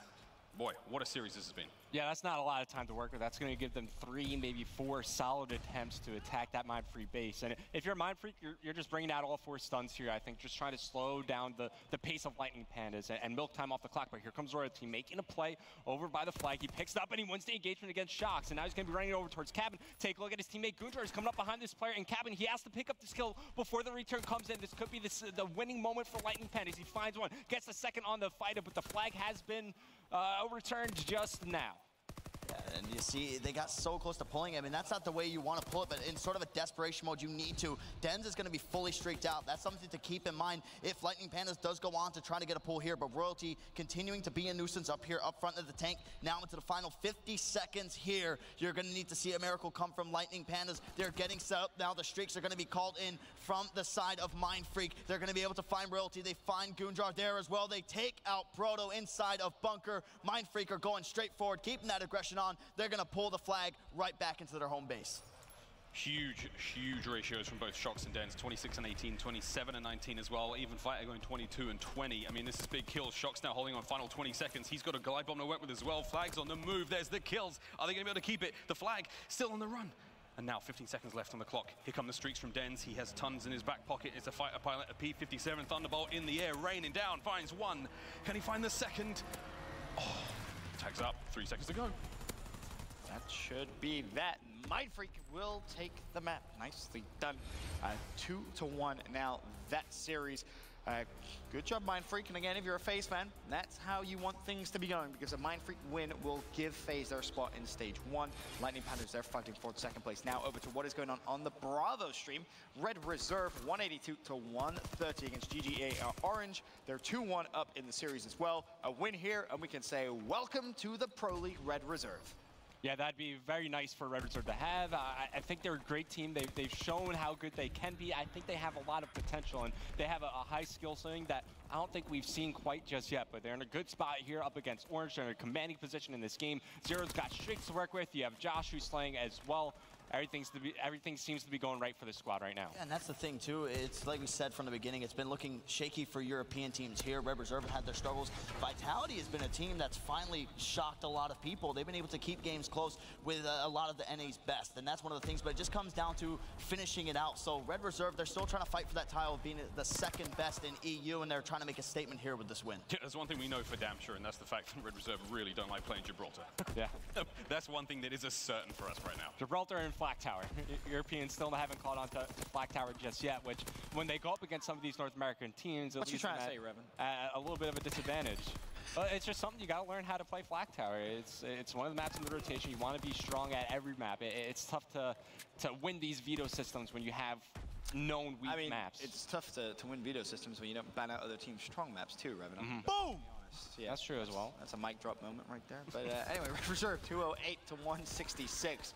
Looking very, very good now, just 40 points away from stage 1 qualification. And of course, more importantly, taking a spot in the groups 217, 166. Honestly, everything seems to be going their way right now. This is great stuff already. We just saw Zero go on a 5 streak. He's still got a lot of kill streaks to work with. This is Joe potentially coming in behind a ton of players. Zero actually used his fighter pilot there and picked up 1 kill, which is really important. And there was a team kill there as well. So GGEA Orange, just an unfortunate series of events that may well bite them truly here, as there's 10 seconds left on Doc's Crane, and Red Reserve ever so close to that finish line. And a hectic series of events that unfolded right over there towards Crane too, but it's going to be Red Reserve getting that scrap time. It's going to put them at around 2:32 as we go back over to here towards Statue. Joe is going to be the first player inside the hill for the side of Red Reserve. Nice team fire coming in there, has a player positioned over in that middle cut. That's going to give the view over towards those stairs, but now Zero's going to join in on the action, but Nova will get the best of him with that STG, so now you're going to see a nice wipe coming in here from GGA Orange. They have a good setup. It's all going to come down to Spoof. If he ends up falling here, things do open up. Has one more player to contest. That is going to be Zero inside, but it's just coming down to the slaying, winning these 1v1s right now. Red Reserve is getting the best of GGA Orange. I mean, Spoof is doing everything he can for this Orange squad. He's slaying, he's pushing out lanes on the map. You'd like to see Believe get a bit more, I guess, spotlight in this game and start to warm up. They're running out of time. Only 4 more seconds for Red Reserve to close this map out. Yep, they're at the 2:46 mark, 16 seconds left on Statue, and if Red Reserve won, they can go for a last-minute push of scrap time if anyone's in a position to do so. Everyone else spawning out. A big win there, watching fire, and that should be good unless Spoof can do it again. There's one. Can he find the second on the hill? No, he cannot. Streaks being rained in from above. Zero picks up a double. Red Reserve 3 seconds away, and that will be that. Red Reserve will qualify for the CWL Stage 1. So excited for the Pro League, and Red Reserve yet another team. Rightfully so, a little bit. Round of applause there for Red Reserve. A good job. A 3-1 victory for them. And of course, they're now joining a fair amount of teams. Teams keep trickling on in terms of where they land in terms of pro points and the disparity between them and some of the other teams. Here's a look at all the squads so far that have made it to the Season 1 Pro League. Team Caliber, Optic Gaming, Luminosity, United from Europe. We have Splice, Red Reserve, and of course the Apex squad, Mindfreak. FaZe may be joining that list very, very soon. Of course, they're in, not actually in action, but Mindfreak versus Lightning Panthers is a game going on Delta. And if Mindfreak do win that, FaZe will be added to that list, but you have to say you expect FaZe to be there. No matter. Yeah, I mean, it's never a comfortable position to be in when you're relying on other teams for you to have some success, but it's the way things played out in the pools, and right now it's looking in favor of FaZe, as Mindfreak are looking really good against Lightning Pandas, which is a bit surprising to me because we still have some flack at Mindfreak, right? They play in the APAC region, which, you know, it's not the strongest that we have in competitive Call of Duty, but they're showing up against Lightning Pandas, who has shown some great quality of games so far here at New Orleans. John, I'm sitting right here, man. You're English. English just counts. It's very confusing. No, you're fine. You're fine. Don't worry about it. But of course, so many games now finished. There's only one game still currently going on. So I want to take a look at our pools as they stand. And we're going to start with Pool D, Curveball. Start with the group of death, if you will. And of course, this one completely finished. All games done and dusted. And here's how it finished. E United at the top, 4-0. Echo Fox takes second place, 3-1. So both those two teams will advance to championship winners bracket play. For Splice Complexity, GDEA Blue, well, it's losers bracket blues, and I think Splice is the team, Revan, you just don't expect to see in the losers bracket. Yeah, I obviously had high hopes for the Splice team, but I mean, that's what happens when you get placed in such a tough pool. There were some questions around Echo Fox, how would they perform with the new roster change? I think they're showing up to play, and they're exceeding some of our expectations, and E United came to play. I mean, they topped their group. I don't think there's too much of a surprise there. We knew that they were going to be one of the teams coming out. Completely agree. We'll take a look now at Pool C. Of course, another pool completely finished. Luminosity take first, 4-0. Rise Nation 3-1. Red Reserve 2-2. GGEA Orange 1-3 and Enigma 6. Really disappointing performance from them, 0-4. Red Reserve third, Dirk, but it doesn't matter. They qualify for stage 1, which I'm sure they're happy about. But at the top side, LG, Rise Nation. I mean, those two were practically inseparable. Yeah, I mean, if you're Red Reserve too, I mean, you come into this event, again, everybody's just playing to try to qualify for that Pro League. They've done it, so you can kind of pat yourself on the back for that, but now you still have to play out the rest of the tournament just to kind of add some more trophies to the case, in a sense, if they're able to go through, which I don't really see happening. But one of the biggest things is going to be that Rise Nation team. A lot of people hyping them up coming into this, myself included, coming off that hot 2K win. That was with the meta with the M1 Garen coming into play as well. But Rise Nation looks so strong throughout this event. I think a lot of people kind of had that Luminosity, Rise Nation at the 1 and 2. And Method's really proving so many people wrong and right as well. A lot of people gave him a ton of praise. You know, teams are banning out maps specifically because of Methods. That should be a serious pat on the back from Methods, if nothing else. And now, though, we'll take a look at Pool B. Another pool completely, utterly finished. We know Optic Gaming 4-0. It was Evil Geniuses that came in by storm into this one.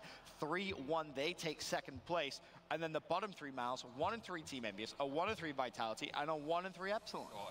Honestly, not as I didn't expect it to quite go here. I think Vitality came as close as they possibly could to some of those games, particularly against Optic and EG. Ultimately, Epsilon, I don't think they can be too disappointed with their performances given how Dave was treating it in those interviews. But regardless, an exciting group to watch. But frankly, it's done. I think the only team in that pool that can be disappointed is actually Vitality. I think they're going to look back at that game against Epsilon and say, we threw away a chance at winners bracket. That's basically what it came down to. With the way they were playing a superb Call of Duty, that realistically, I think they can make an argument that they should have potentially had a better chance of coming out of that pool. But now we'll take a look at Pool A. This is the only one where a game is currently going on. We know TK, they're first. They're #1 seed, our reigning champs. Don't worry about it. Then you have FaZe Clan, Unilad 2-2, Lightning Pandas 1-2, and Mindfreak 0-3. Now, where this gets interesting, the game that's still going on, of course, we've been jumping in and out of. Mindfreak versus Lightning Pandas. Mindfreak currently 2-1 up in that series. If Mindfreak wins, FaZe will clinch Season 1. If Lightning Pandas wins, they will then take second place in that group due to the 3-way tiebreaker. And just quickly glancing at it, the hard points underway. Mindfreak 71 points to Pandas 9. What? What? I don't know what's going on with Lightning Pandas. I mean, they were showing up. They were playing so well against teams that are better than Mindfreak. Right. And then you're going up against Mindfreak, and it's like you're playing significantly worse. It's such a night and day with this team. They pushed TK to game 5. Like, they went as far as they possibly could with those guys, and now they're being taken down by Mindfreak potentially. It's just incredible. It's kind of weird. Is it the end of the day syndrome? Like, what's going on here? Is it because the longer they're in the US, the better they play? There's a sign. Albert, I hope you're listening, man, because the results are there, okay? Just shell out. Move them over here.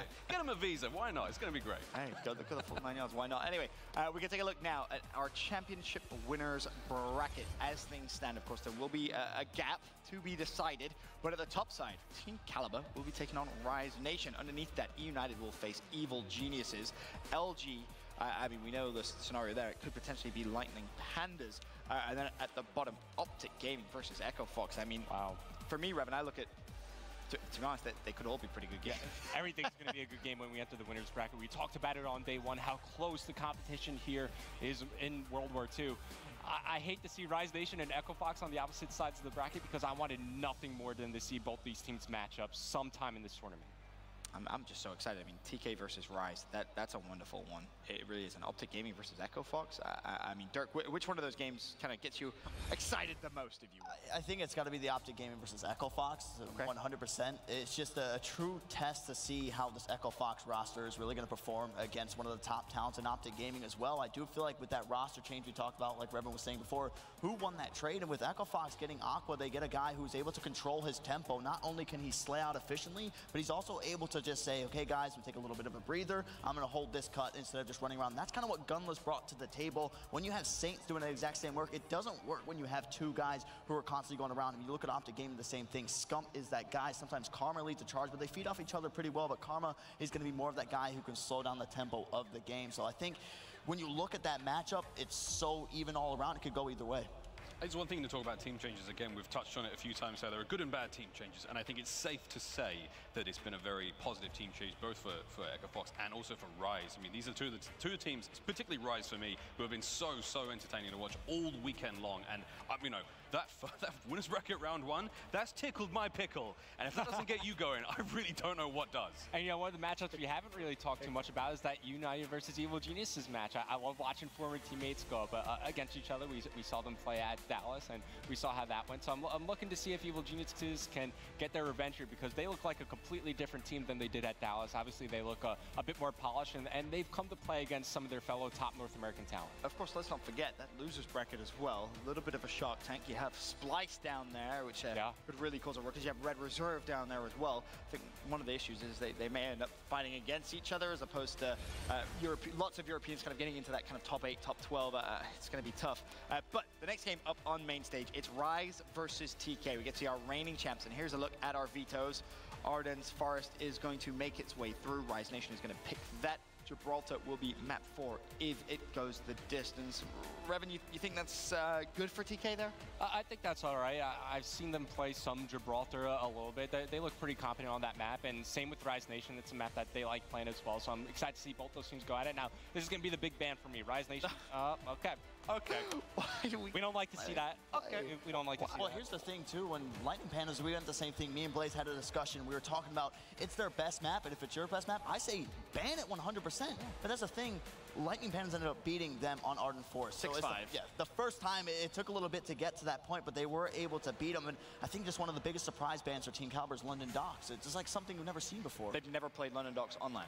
Any game mode combination. They just do not play London Docks. Yeah, so we're going to be seeing Flak Tower CTF. And just speaking a bit more about that Arden's Forest Search and Destroy, Lightning Pandas, they seem to be very comfortable and competent on that map. They have some good set strats. Yeah, this one thing that we're not going to see TK doing too well on the Flak Tower. It was 4-1 to Lightning Pandas. Like, they thrashed them. It wasn't even like it was kind of close. It was a open and shut case victory there. So TK, maybe for game 3, that might not have been the best choice they could have had. Of course, this a winner's bracket round 1 matchup. Rise versus TK. Boys, it's prediction time. It is. We got to go down the line. Miles, who do you think is taking this one? Rise 3-1.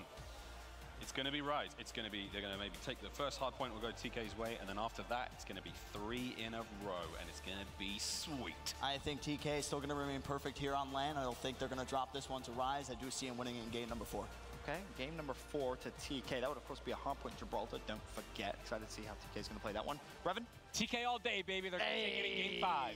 TK all day. Game 5? Game 5. Look at you getting all adventurous. Of course, for Rise, Methods has been one of those players to really keep your eyes out for. He's trying to fight for his first major championship win in his career, highest he's ever had. Second back in 2013. I'm sure he'd love to add a first place to that because he has truly lights out. I'm sure you would, Revan. Yeah, you can hop in the sticks if you want, Revan. It's fine. You can probably still compete. I've seen you play. You're very, very talented. That's for sure. Rise versus TK, though. The next game up on main stage. Just a quick verbal update of what is going on the Delta stream as well. Mindfreak up 182 to 108. So it is looking more and more like FaZe FaZe will clinch that stage 1 spot, and more importantly, second in the group, which would mean they would have to face Luminosity Gaming. We'll keep you updated with all things, though. For now, we're going to do a quick commercial break. When we return, it's bracket play. We get to see our reigning MLG CWL champs team Caliber going toe-to-toe against Rise Nation.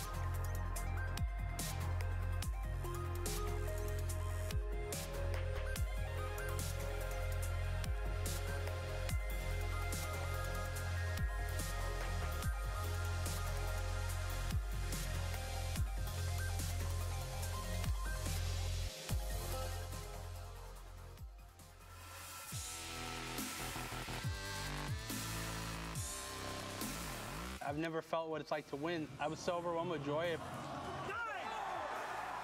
It was really gratifying because, you know, we put a lot of effort into this, and to go to many events and not have it amount to a victory, you know, prove that it was worth putting the effort in.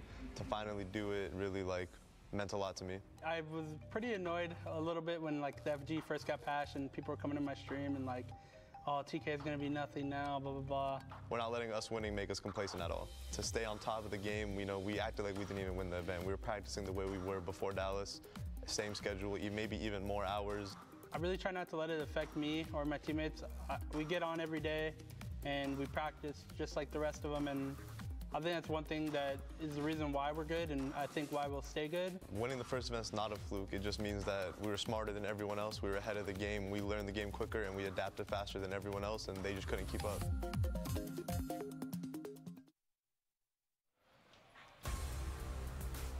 It took us a day and a half to get here, buddy, but it's now time for winners round 1.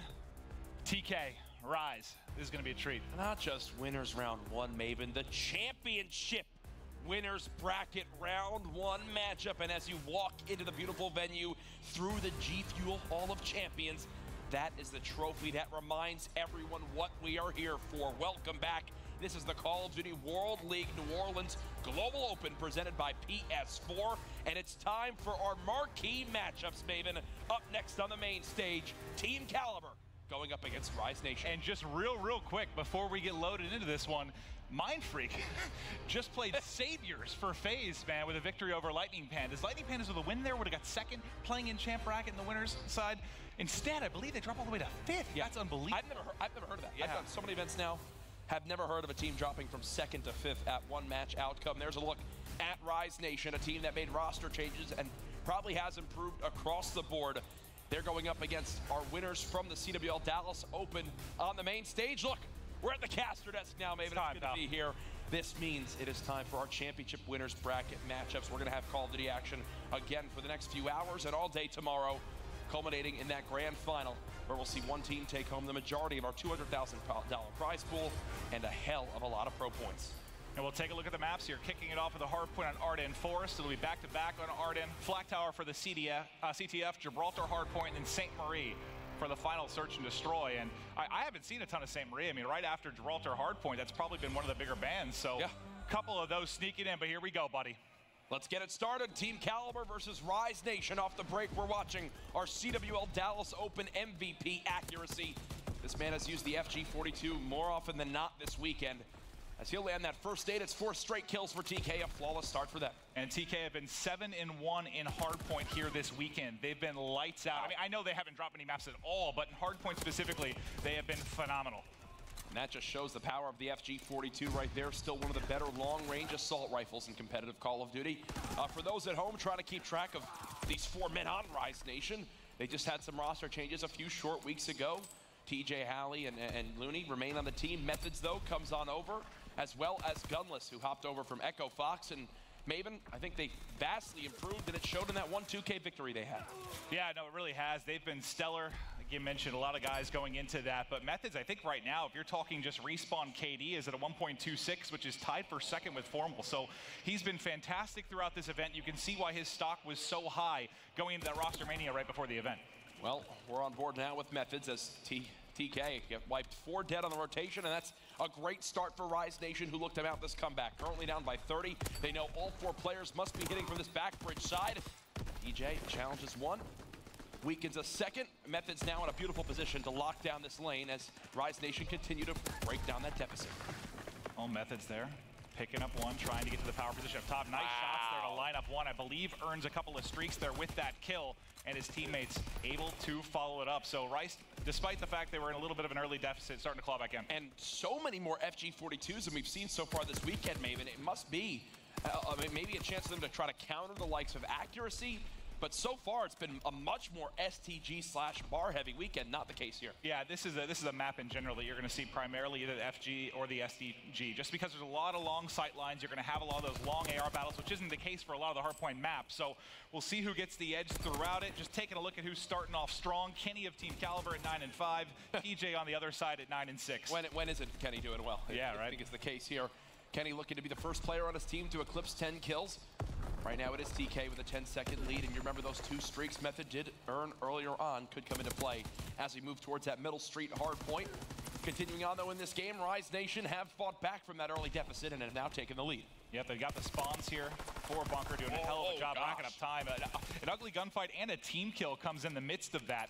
Kenny just trying to be a nuisance here out front, see if he can get inside and contest, but a 2-piece from TJ slows it down. Unfortunately for TJ, everybody getting wiped off the board by Chino and accuracy. And that's 3 kills for Chino, allowing them to bust in the front and flip the spawns out. Not only 3 kills, but also a break on the hill to get the scrap time, which should get the game to exactly even. Chino, though, still trying to work on those streaks, and this is key. Can he stay alive in this area of cover? Unfortunately not. Methods recognizes they've got to cut down Chino. He does just that, so no streaks will be earned by TK. Methods, ironically enough, was the player earlier on from Rise Nation who earned those score streaks, which I'm expecting him to use here quite soon on this middle street if needed, or on the rotation towards that cave hard point. Well, right now Rise has control of the cabin side of the map. They're trying to rack up what time they can. Feeling each other out right now is no one picking up any time as we're still sitting at basically a deadlock. 3 kills, though, go the way of TK. Gunless here, the low man, to try and make a play. And right now, these 2 teams have been so evenly matched. Maybe I'm kind of wondering which of the players having a slow game in Looney on Rise Nation, who's 4-11, or Theory, who just got his 5th kill. He had the same scoreline just a moment ago.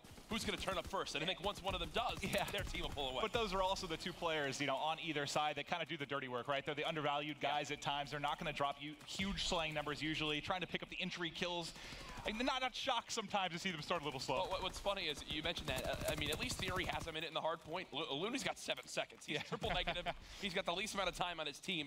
I mean, if he does anything else to help Rise Nation here, I think we have a different score line. At the end of our first rotation, though, it's only a 13-second difference. The first streak of the game used there by Methods. And it actually ends up being a big kill because Kenny, I think, was only about 150 off picking up some streaks. So he actually connects with him, makes sure he's not going to be able to get the streaks, also clears him out of the hard point. So good use there for Methods to make a play. 35 seconds now remaining on K. If this game remains this close, Kenny is on pace for 50-plus kills on this map. Again, we'll see if he can keep that up. It would be absolutely ridiculous. A very scrappy game so far. Only 82-75. As we will see the rotation come in here towards Ruins. Nice shots for the moment, but Kenny does cut down TJ. And we'll have to keep an eye on rotation. I believe Methods is the one soaking up the final time of the hard point, but he's also on a 4 streak. So as he rotates over, is he going to be able to pick up a couple of kills? He's actually going to call in the fighter pilot. I like this, though, because look at how close he is to earning more. He doesn't want to double up. 1 more kill will earn him a 2nd. You might as well use it on the rotation there. Give your chance, a team a better chance of breaking on it. Well, exactly. I mean, I know it doesn't lead to much, but the thought process there, instead of your team being in a 3v4 on rotation because you're in the last hard point, the fighter pilot turns into a 4v4 if he's actually able to find a couple of kills. But for right now, it's going to be Team Caliber inside and yet another lead change. Methods of Rise Nation holding mid-map with this FG. Oh, this is one of those awkward moments, right? He wants to go in and flood with his teammates. Unfortunately, they all die. He's trying to stay alive middle, and after all that time, it's Chino actually cutting him down. So that's probably the worst case scenario on rotation for Rise. You use the fighter pilot because you're worried about doubling up on it. You don't even break the hill. Then your guy who's 1 kill off of 2 streaks doesn't even earn that streak. You can't break from the front. TK are still in control of the spawns. As this map goes on, maybe if TK win it, it's because of this set of events right here. Yeah, it's a phenomenal set of like 90 seconds, right? Yeah. You're going to get all this time in Ruins, practically uncontested for a lot of it, and you've got the back. But this is going to be the big gunfights here.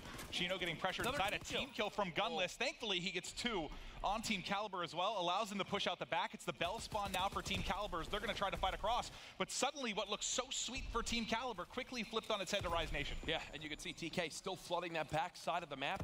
Gunless knows this. He'll fall back, play the deep angle. Looney still a quiet game from him. Only 9 and 20. Gunless gets challenged there by Kenny. The aggressive submachine gun play continues to pay off. He's now 25 and 15. Yeah, and I thought for a moment, once Rise got them spawning out Bell, they get the control of back a bunker, they'd be able to hold that down. But TK continues to flood and flood. They win that, and they're able to rack up some time.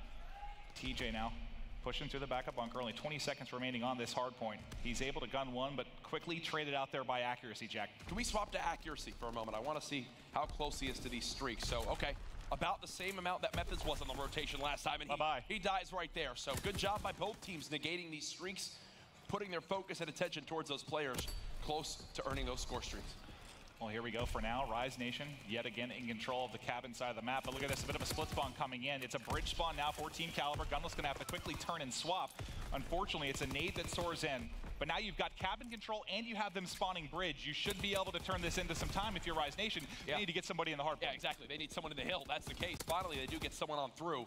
I think there was hesitation because they don't actually have, you know, the likes of Armored on. They're still rocking just Hunker, worried about stuns coming on in. Either way, though, TK's large lead of 60 seconds, now down to just 40. And with 30 seconds still remaining on this middle hill, Rise Nation are at a good spot, but Chino does flip on out, and he'll shoot 2 players in the back to relieve some of this pressure.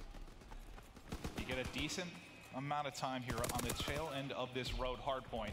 Oh, and you get some big kills of field. You're going to set up your Kenny. This is huge from Kenny. Yeah. Broken in. You see the guy, he gets that first kill. You really shouldn't be challenging right after, especially when you got bombed down in a 1v4. 1v4, easy. It's 5-5. This Round is the win for the bread. Against the United, let's all just challenge him. We got to get him eventually, right, guys? Yeah, right? Apparently but not. did he use that pillar on the B bomb site so magically to get that third kill? But folks, it's underway. E United versus Evil Genius, map number 1, hardpoint. St. Marie Dumont. Let's get it on. Well, here we go. We've started this one off, and it typically is both these teams just headbutting each other in the restaurant. I mean, it's not typically something you would see in France a lot. They're usually quite reserved. But St. Marie Dumont, a lot of aggression going on in this map. Clayster already wrapping around for that spawn. Smart move to make it. He can maybe pick up a couple of kills. We can see Aix is aware of something going on. Takes him down, though. Clayster has been a phenom this weekend so far. Aix goes down, but Evil Genius is in control of the hardpoint currently. He got a stun with that. He got a stun, but he went back to challenge it, was not able to get it. Kind of hesitated on that one. Nameless is going to pick up a big double. So EG will get the majority of the time here in Restaurant. So now, E United has already rotated over towards Winery. They will be set up, but you got Enable and Aix picking up double kills to kind of break in here. Now, Aix pushes in. He's going to fall. Aussie spawned out twice there. They've held the spawn down, but they haven't made enough kills in and around that area to actually keep it. Enable starting fantastically, 5-0. He's wanting to continue this streak on. If he can pick up a couple of kills here, he will get a few more streaks. Is he going to be able to get one? Yes, he does. Glide bomb available, and he's only about 200 points, off artillery strike. So that could be really, really good for EG. The collapsing in on Winery, really good work by them. Enable picks up another if he can pick up this kill as well. Really good start from Ian. Enable 7-0 from him. They're not able to quite lock it down, but EG really screaming into this first game here. Was not able to get that 8th kill, but he did get streaks. He streak. Yeah, he got his artillery barrage from that. So now Silly is already in rotation. You're gonna see this last fight. Pristini's gonna win that to get the rest of that scrap time, and that's gonna pull him away with the slight lead. Now Silly, he was able to gun down Apathy, but here comes Clayster looking for a double, not able to. Enable's gonna shut him down. Here comes Varsity. E United should have full control over this parking. A point to make. Arcitys has actually selected the run streak. He selected a UAV. Has to be very careful not to call that in because it's against the rules for one. And for two, you've completely wasted the fact that you could have a fire payload right now. That is true. So he have than something you can't use at all. He does need to be cautious about that. You call that UAV in, and that could be a map forfeit. It's a forfeit. Yeah, it's a forfeit. I mean, it's something that typically in previous games when esports mode is put on, it completely disables it. But in this game, we've not allowed the players that comfort, if you like. It hasn't been allowed, so then if players make that mistake, that's their own fault. If he calls that in, that's a fault for the map. They have to be very careful with that. Yeah, he doesn't want to accidentally touch that. But now, United, they're going to get the rest of the scrap time on this hill.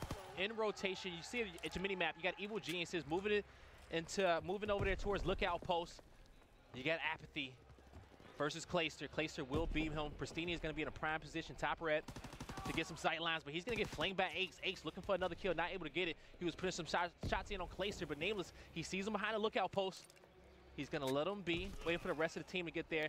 Clayster did have backup. Pristini gets that kill on Nameless, and now E United will be set up, but Evil Genius need to be careful, especially pushing in through mid-map, but they do get the double, and they will get a triple, so they will be able to get it here and secure some of this time on lookout post. Yeah, really good work. Something I do want to point out, though, Evil Genius is around 50 points behind. As we moved over to parking lot, Enable used his artillery strike, so all of his streaks are being used, but yet they're still 50 points behind. Those second two rotations, E United picked up at the good chunk of 70 points or so. So really not used very well by Enable. Fantastic start by him, 12-5, that's great, but he needs to utilize his streaks more. Evil Geniuses, that's a problem I've seen with them a couple of times now. We've seen Aix not utilize the streaks very well, and Enable, in that case, not utilizing them very well at all. The United set up in restaurant already, and big double kill coming out for EG. They will be able to break in here. Aches will get a third. That's going to be a fourth. They're going to push in and kill Clash as well. So Evil Genius will wipe them. And now they're in a prime position, set up here inside Restaurant United. Let's see how they want to retake this. Well, it's going to be a hard one to retake. We've got all 4 members of Evil Geniuses in the restaurant. They are eating, and are they going to eat the members of United? Not quite clear. Answers back. He doesn't want to be the appetizer at all, and he's not going to be the main course either. Takes down Enable, looking for the third, and I'm just rhyming off restaurant points here. You should be the one rhyming these off as the former cook, but look at all the kills from Evil Geniuses. Not quite full yet. Looking for more points on the board. Picking up a good amount. Yeah, that's back in my glory days. Back then, I do not miss it though. Oh no, you cast for a living now, man. You're living the dream. I do not miss being in the kitchen at 5 a.m. But those were fun times. We're back on board with Pristina. You already see the rotation. E United will be in the winery, but it's a fight. Apathy. He will be able to kill Silly. So now just waiting for the rest of his squad to get there. He has a 1v2, waiting for Aches to get in position to help him. Apathy, stand back. Back winery over here by Barrels. He's gonna prone. Ace comes in, and they will be able to double team Arcitys. Prasini falls as well. So now Evil Geniuses has to set up at winery. They're gonna be patient. United pushing through lookout posts. Hey, you know what would have been really useful right now is Arcitys fighter pilot that he would have had. But at this moment, those sort of mistakes can cost you games. Not just because you might accidentally call it in. The fact that if you would have had that streak could definitely have helped you in this game. Now they're behind Evil Geniuses with a really big swing through Restaurant. Enable the guy lighting things up here. But more streaks coming in from Apathy. 7 from him has himself United streaked out. They're going to get all those scrap points, and then they're going to move over. Let's see where E-United are going to be set up. They're set up quite high here. This is a nice little setup from E-United. It's what I like to see. Silly does lose that first gunfight, but the fact that E-United get initial control of that point, can he get the double? Out, not going to get any kills from that, but really nice setup from E-United. So, in E-United, they could have set up further back, which I might have even kind of preferred, but they was pushed up towards a little more towards Lookout. And they were thinking that Evil Genius, wouldn't expect that. But they did get the spawns back farm, so they are in a good spot. Arcitys picks up a double. E-United trying to catch up. Evil Geniuses here to prove a point. Make up for that Dallas run they had. Well, they've got themselves a lead here now, and you know what? It's been a big swing. Look at Apathy. Nine kill streak. He's been on fire. Yeah. And speaking of on fire, that flamethrower is available. Does he choose to use it on this one? Not going to have a chance to. Pristina takes him down, gets a second as well.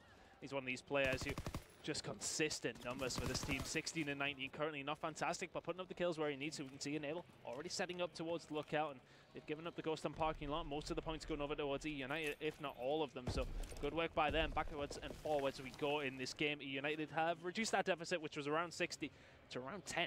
I feel like I cast a curse Apathy. Because, you know, if I didn't say nothing, he might have kept on going. But as soon as I brought it up, he died. But he does have those streaks. Double kill coming in for Evil Geniuses. Trying to just hold off E-United, and they're doing a good job. E-United is going to spread out. You got 46 points on the hill. Arcitys looking to push in through farm. Again, you got a few members pushing in through middle. If they can clean up these kills, they need to look towards winery. That's another fighter pilot. He would have had that. He would have had another one, and that could make the difference. Hurting them. Yeah, it is hurting them. 20 points behind. I mean, another thing I do want to point out, Apathy did get those streaks and used them well at winery. But again, they've been wasted, and E-United have caught up. They've all been used, and they've got nothing to show for it once again. EG wasting streaks. They need to stop doing it, because if they get these streaks, yeah, great, fantastic. You've done very, very well to get them. Sorry, Evil Genius is wasting streaks. Yeah. Not great from them. I expect to see more, but on the other side of things, Arcity's getting streaks, but he can't bloody use them because he has that UAV set. And for all you guys who are new out there, you know, a UAV is banned. So if he was to use that, then that's pretty much a disqualification for the map. Yep. So he has to be careful. In any other situation, he would have a fighter pilot there, which he can use and pick up some kills and lock things down. But E-United was behind by almost 100 points, but they fought their way back into this game. 200 points on the board. They have a great control on Restaurant. Pristini is going to go down. Enable taking out the brothers, looking for a third. Almost couldn't take out his teammate. Now, Silly Clayster trying to hold off. Silly goes down. Clayster goes down as well. The spawns are coming in for E-United at the top half of the map, and they're just going to push on over to winery. Apathy needs to make a decision. Does he want to go up there and contest? But he's just going to help his teammates here at Restaurant, and they're going to clear them out. And now E-United is spawning up there, and so they're just going to set up and wait for Evil Geniuses to come to them. This is going to be almost close to a tie game. Okay, so this could work out quite interesting. Pristini's pushing around behind, but if EG start getting some kills, they should spawn E United out here. Let's see, we do actually have Apathy sitting at the back there, so kill comes in. Let's see where Arcity spawns. Yeah, it spawns all the way out. So let's see if they can keep getting a couple of kills. Nameless gets another. Pristini coming to help his teammates out, though, as Apathy moves away from the spawn point that they wanted. This is going to allow E United time to get back. Apathy, Flame on. Flame is out. Pristini just trying to stay alive. Does eventually go down, but he's bought enough time for the rest of his teammates to push on through, but we've got a pretty tight game here. Blaze E United just about in the lead. They may be able to pick up the scrap. They're not going to allow them Evil Geniuses spawning back up yet. We can see that Arcity's already moving towards parking lot. They're sacrificing maybe 30 seconds here. Can they allow Evil Geniuses to have all those points on the board? It seems as if they're going to allow Kalista to maybe have one more bite. The cherry not going to happen. So Evil Geniuses are going to be super close to winning this game as we move to parking lot. But we know how long they can hold this down here, Evil Geniuses or E Unite. Let's show Enable some love. He was close to a 2.0. He has been winning so many gunfights that has been just so important coming to this lead. But now, E United, they've locked down his heel for the most part on the first rotation. No kills for E United for a while here now. They're spawning out as well. Celia spawned all the way out. They need to hold this down as long as possible. Enable gets one kill. Arcities gets two. Pristini gets one as well. And really good work to hold this down. It's going to be close. They're going to be pushing down street. Going to flank around towards Radio Post. Only 2 members left of E United. Last man in the hill. He's going to go down. Now Evil Genius is 8 points away. E United desperately pushing through Radio Tower, trying to break through the front door. Clayster's going to go down. All 3 is going to go down, and that's going to be it. EG will take map number 1. Looking good. EG take map number 1, and you've got to question when the game is so close. Arcities, if he has that fighter pilot, it makes a difference. It makes a difference. So Arcities, it was 3 different opportunities in which he had got UAV. And he got it 2 or 3 times. You know, he couldn't use the UAV, and they lost just barely. You know, we can always just talk, and I know he's that's what Clay's looking like talking to him about now. Man, if I would have had my fighter pilot. Yeah, you know, if he has his fighter pilot in that situation, 2 or 3 different situations in a that was a 10-point game in the end, was it? That's a difference. That is the difference that could have made. An oversight by Arcities, you know, mistakes do happen, but little simple things like that are completely in your control. You make sure you got it right. Yeah, you definitely got to get them. But we've seen United, you know, lose their first hard point, you know, throughout this weekend. They came back and just completely dominated the teams that they've been playing. But this EG roster, you had 2 national champions on it. It's going to be a tough battle.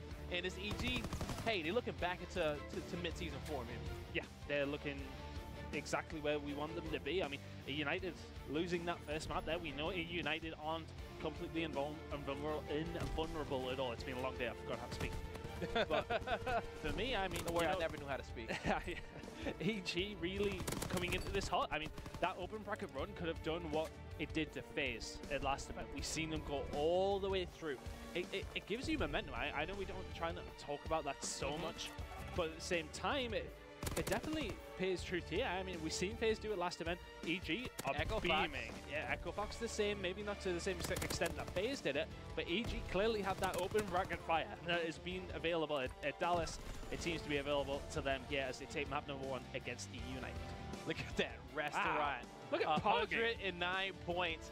And then they trade off on the other end. You got parking for E United. So what's hilarious is that EG, of those 9 points, parking is where they won it. Wait, it was the last, the last we only need 9. It's fine. Wow. Hey, that fighter pilot, man, he had an opportunity to at least have 2 of them. That's the difference maker there. But next map number 2, Arden's Forest, Search and Destroy. Then we got London Docks, Capture the Flag. Take a look at this map set.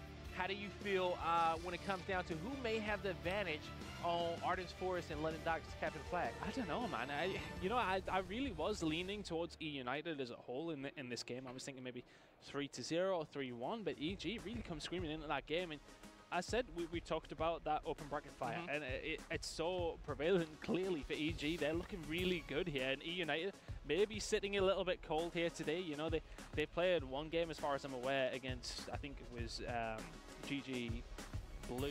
Yeah, I think they played against. Yeah, that's correct. So, and they came with the reverse sweep. Yeah, and it was one of those games where, you know, you expect them to win. It's a cold game. Fair enough.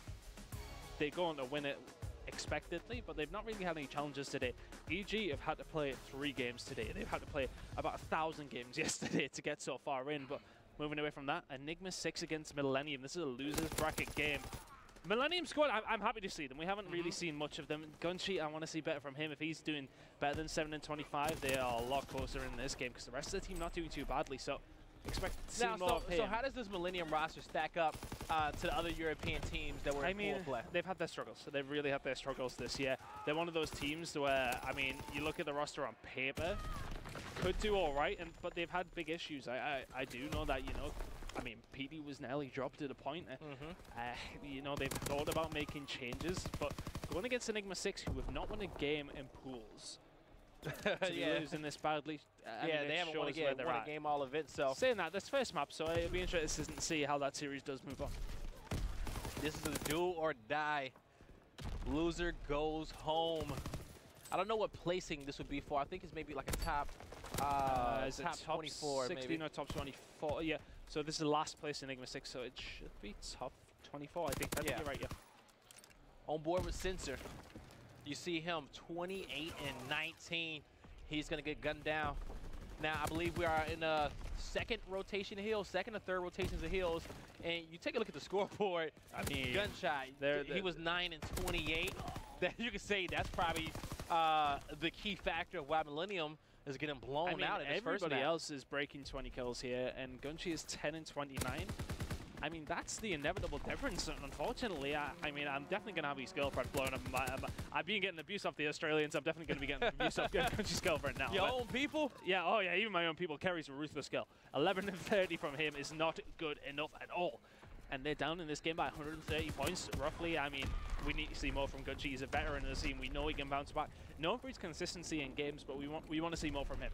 Hey, you know, even earlier when we were watching a Vitality game, I think it was Riskin. He was about 1 and 8 to start the game. Oh, but it's not about how you start; it's about how you finish.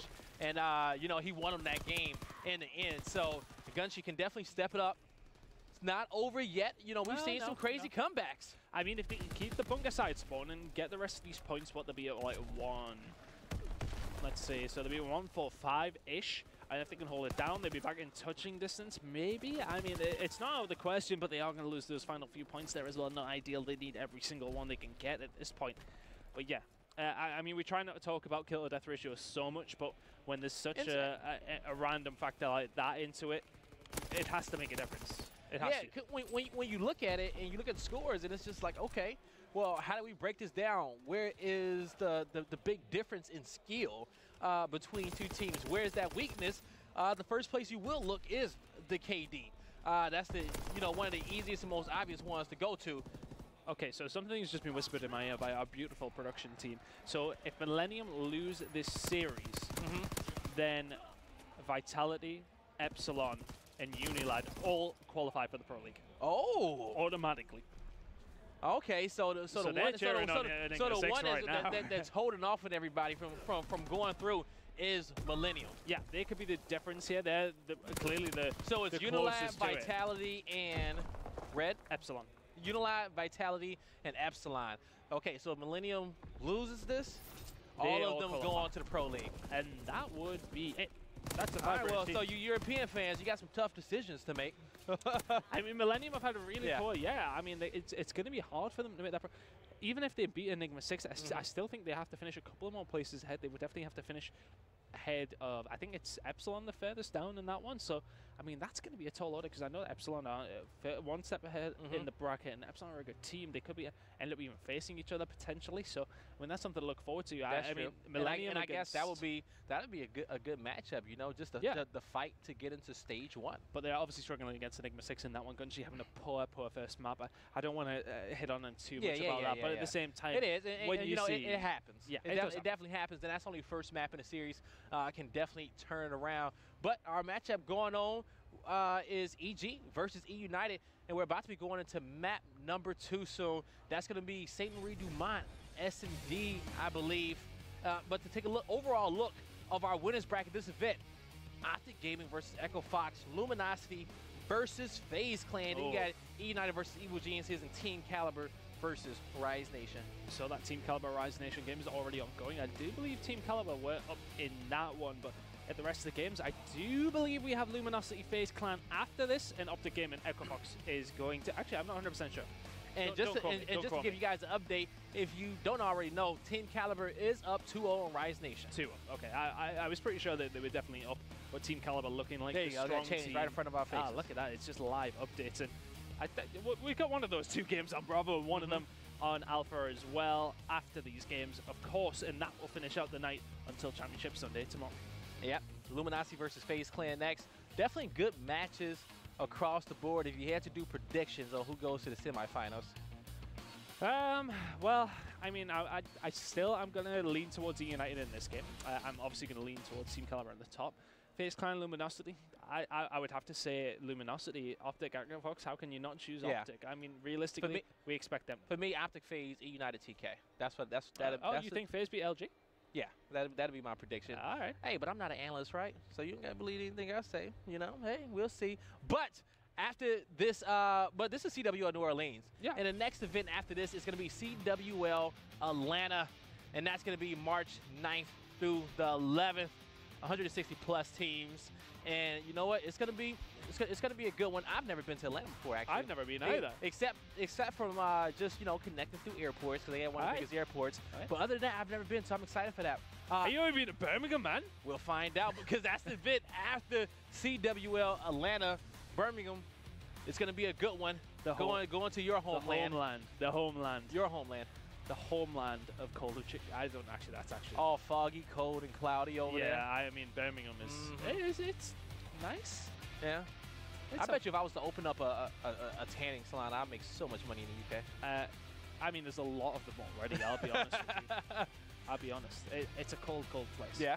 All right. Then we have our next event coming up after this, and so far we have just a good CWL season, and that's going to be Seattle, a long, extensive one, but that means a lot of good World War II action. I know you guys love it out there. I just want to point out it's my birthday on April the 23rd. So yeah, I remember you was telling me. I mean, that's April 20th. April 20th is your birthday, or the 23rd? 23rd. So my travel day, the inevitable 10-hour flight is what I'm doing on my birthday.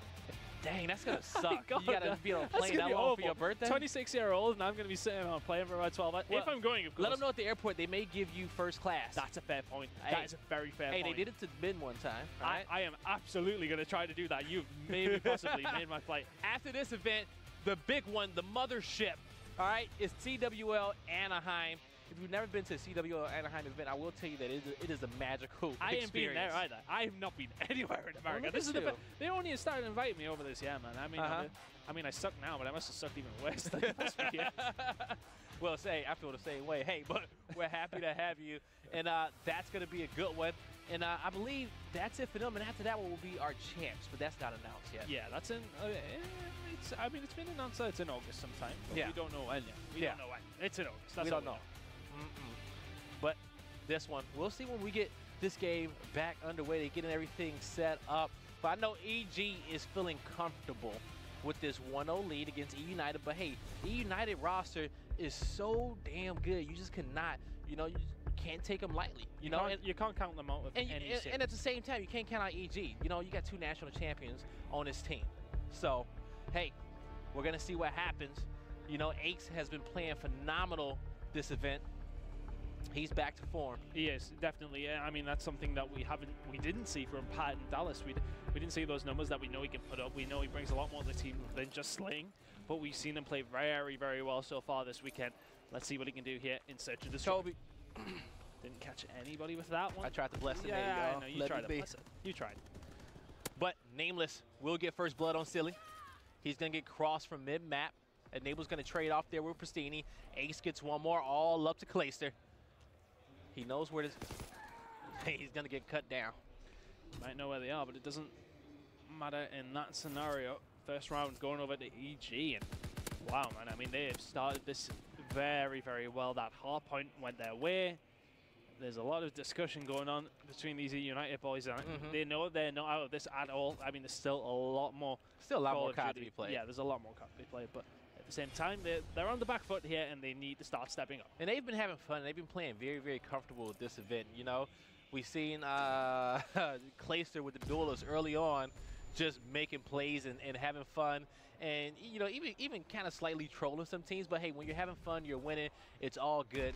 But most important thing is winning, and RCDs will get first blood on Ace. Prestidi's going to get one as well. Nameless almost failed, but he's going to get caught by Clayster. He's going to get this rotation all up to Enable. Yep. He's 2-0. Looking for that snipe, just barely missing it. Enable now in a really bad spot. I mean, it is one of those bomb sites that's very, very hard to retake, especially in a 1 versus 3.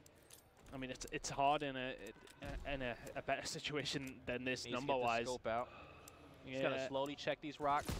Just try and get some kills at this point. That's all he can really do. They want to try and not feed him at all. You know, if he can stay alive at the end of this round, he's already got 200 points to his name. If he can get another kill as well, that'll be even better. They are going to close in on him. Clayster's going to come around the left as well. Surely he should be able to take him down. He does. 1-1. Oh, voice went a bit squeaky there. I've been talking a lot today, man. Yeah, no, same. Mine, I'm not even going to lie to you. Mine is cracking. And then at the same time, you know, you come down to the south of New Orleans and you're hoping that you got some heat. And man, we have had the negative of heat. It's colder than the East Coast in New York, and I'm just, you know, it's 30 degrees. It's hotter, and it's snow on the ground in New York. So for all the people annoying to me. For all the people that tell the temperature in Celsius, it's about 6 or 7. Yeah, I don't know what that is. Yeah, about 6 or 7. It's cold. Put it that way. It's about this cold in England at the minute. So I mean, make of that what you will. This will definitely get you sick. On board with Apathy, has bomb in hand. Looking like EG wants to push in towards the A-bomb site. Nameless pushing through river. Looking for a kill. He's getting some intel from Apathy. Apathy hit the dirt.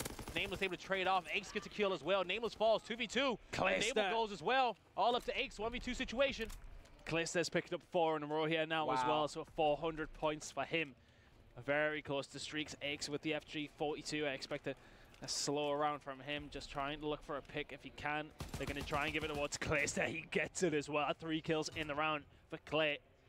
5-kill streak for him. So Clayster, if he doesn't already have him, he's pretty close to streaks. So we're going to try to stay off. Yeah, we're going to try to stay on board with him in this next round. 150 off, I think. So a kill, an assist. That's all he really needs, a bomb plant, an assist, that sort of thing. That's where he's going to be looking towards. It wouldn't surprise me if they give him the bomb in this next round.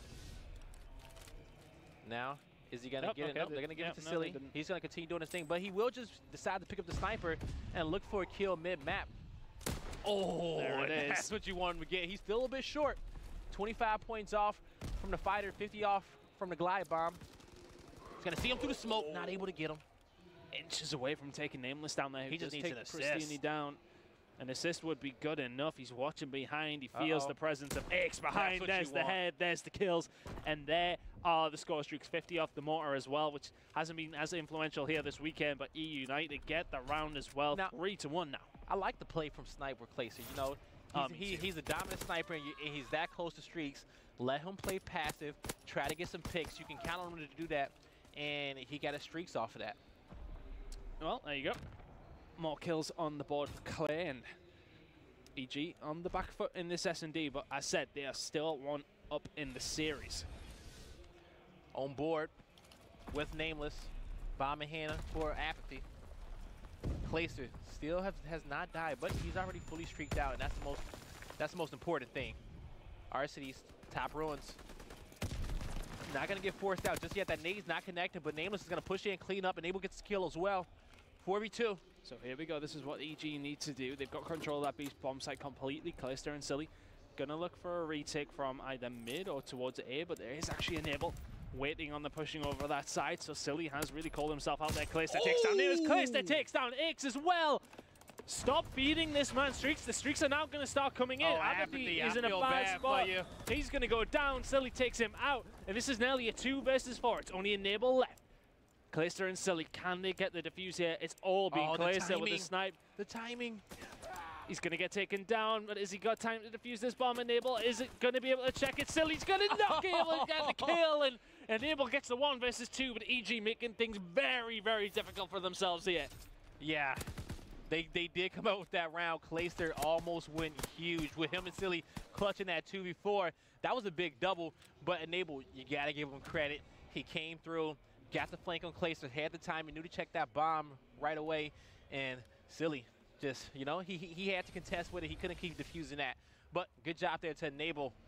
EG gets another round, but still down 3-2. So for all that was a bit of a risky round for EG in the end, they do have Clayster wasting one of his streaks to not get a round win there. So that works out in the end for them by making it a little bit closer. They've given themselves a little bit of extra breathing room. Apathy picks up 2 in and around B, and Evil Genius is looking to level things up here.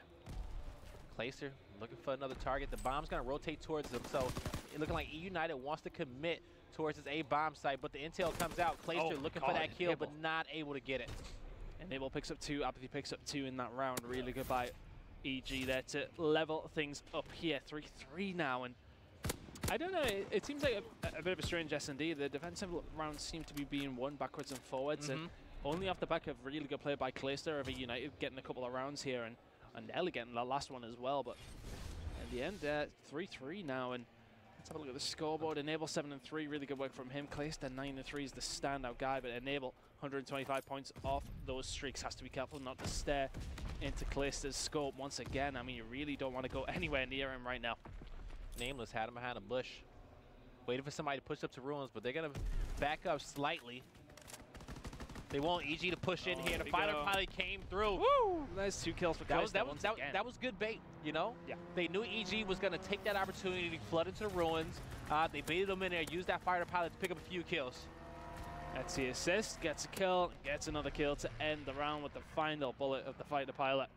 Good work by Clay, really pulling his weight here against Evil Geniuses. 4-3 now.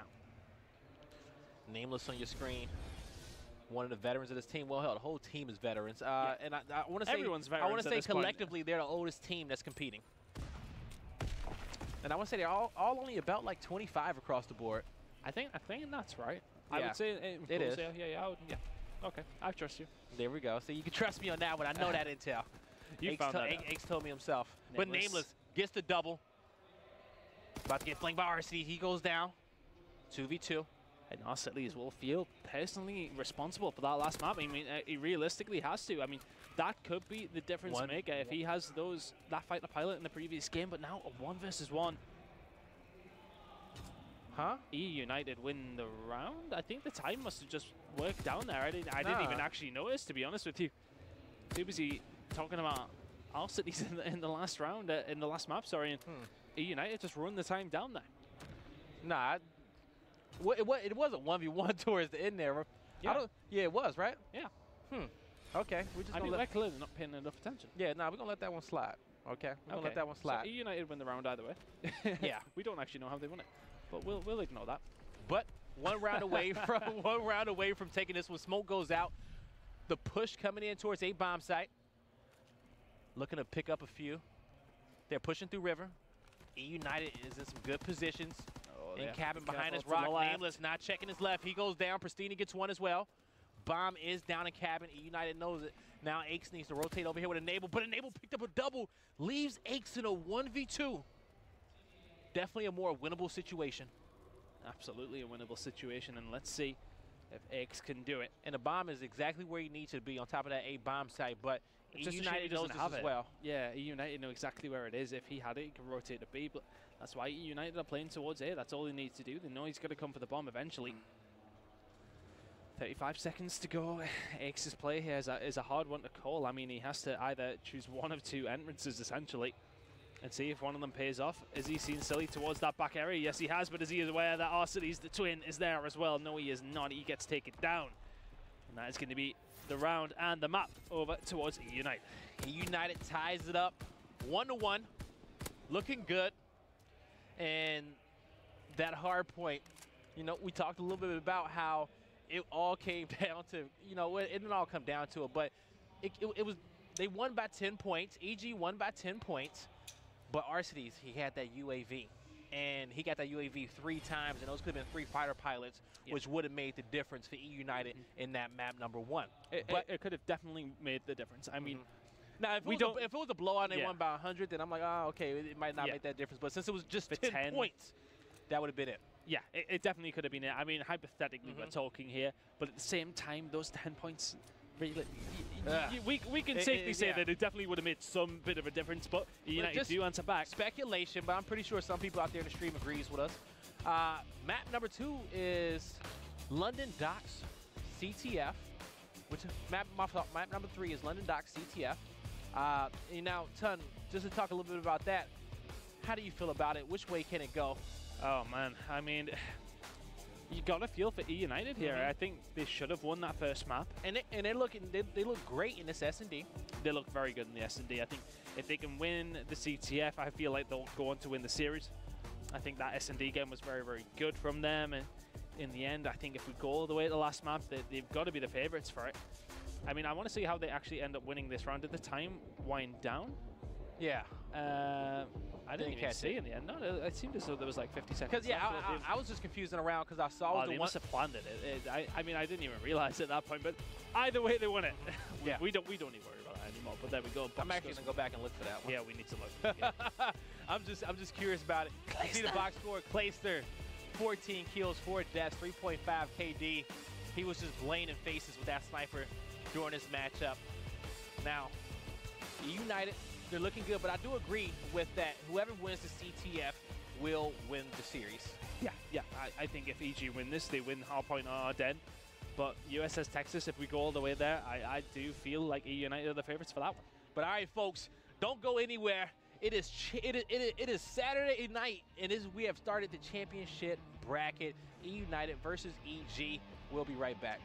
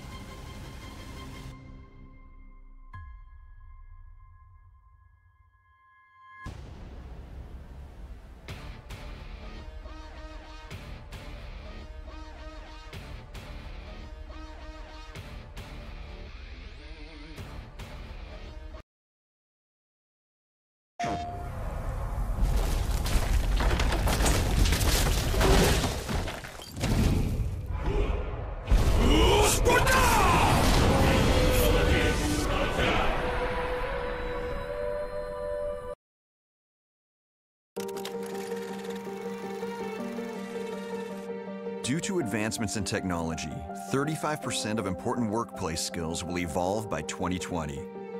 To prepare with the skill set needed to become a problem solver in today's digitally driven world, DeVry University offers tech-infused degrees in business, tech, and health. Want to get ready for tomorrow? Start today. Get started at devry.edu.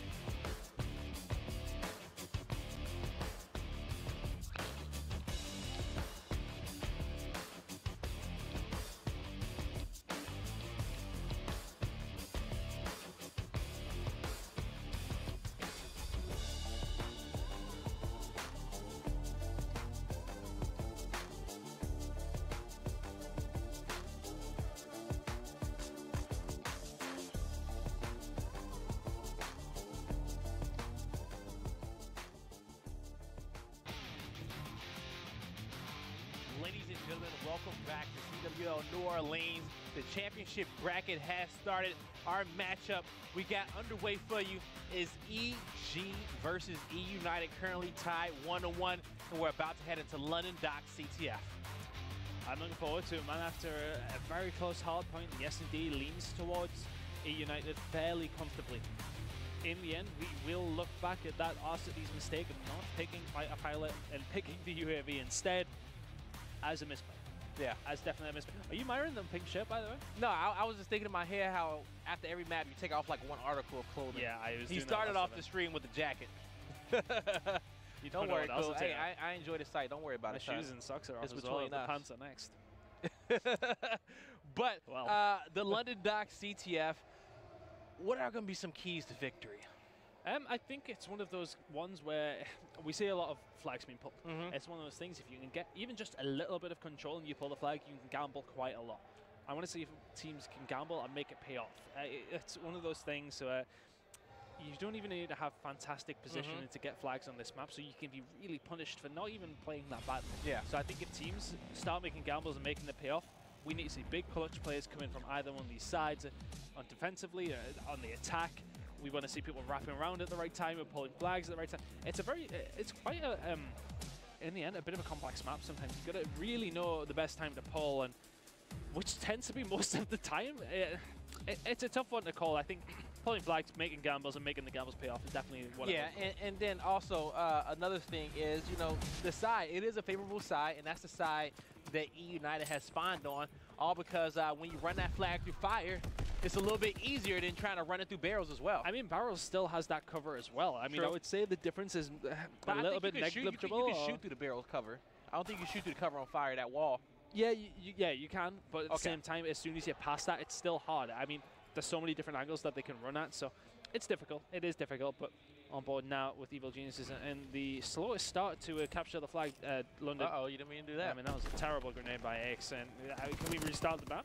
Like, the defect from there, this is not started well at all by these two, but as we get into it, the kills starting to come in now between these two.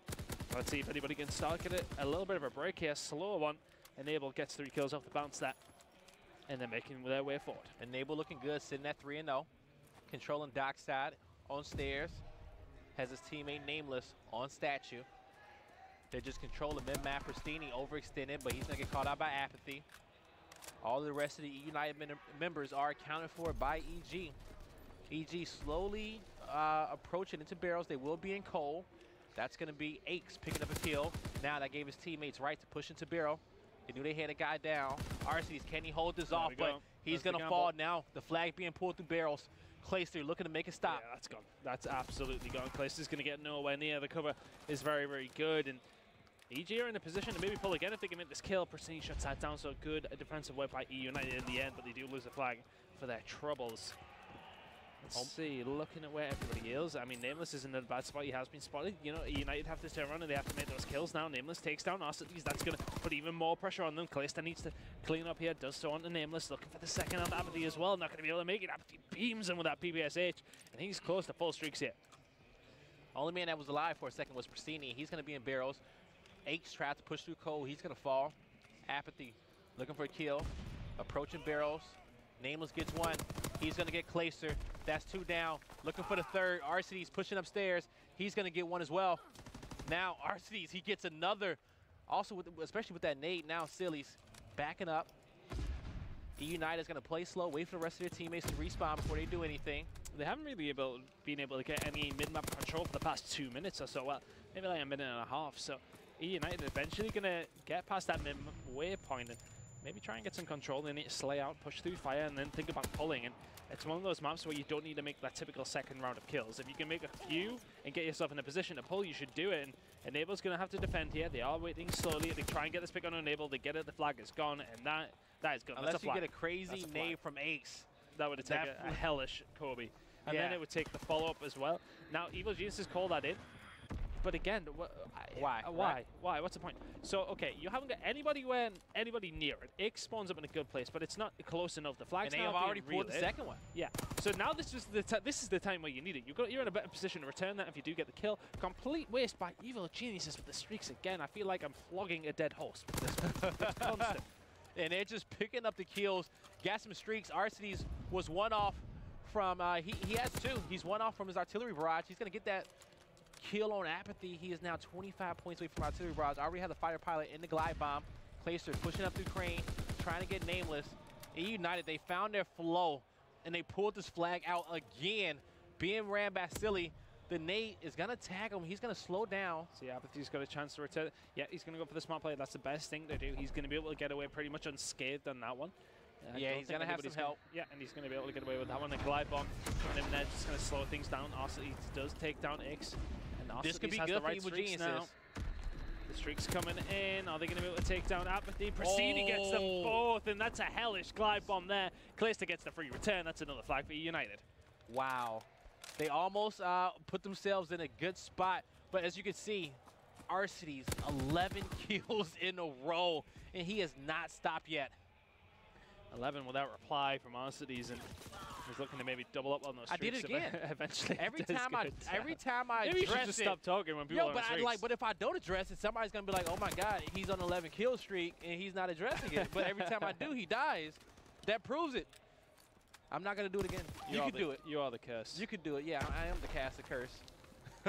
And I think I did it with Arcitys twice, actually. No, it was Arcitys and Apathy. Poor Arcitys, man. You can't even catch a break right now. I mean, he messes up his streaks on the first map, which you could argue cost them it.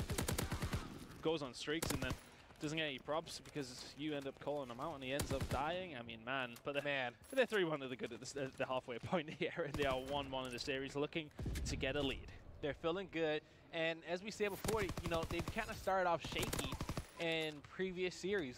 But I wouldn't even call the hard point on St. Marie shaky. No. You know, EG just had some good rotations and there was some mistakes by E United. Now they're looking to take this CTF. EG, they've been making some good plays, but they're gonna have to pick it up. On board with Enable.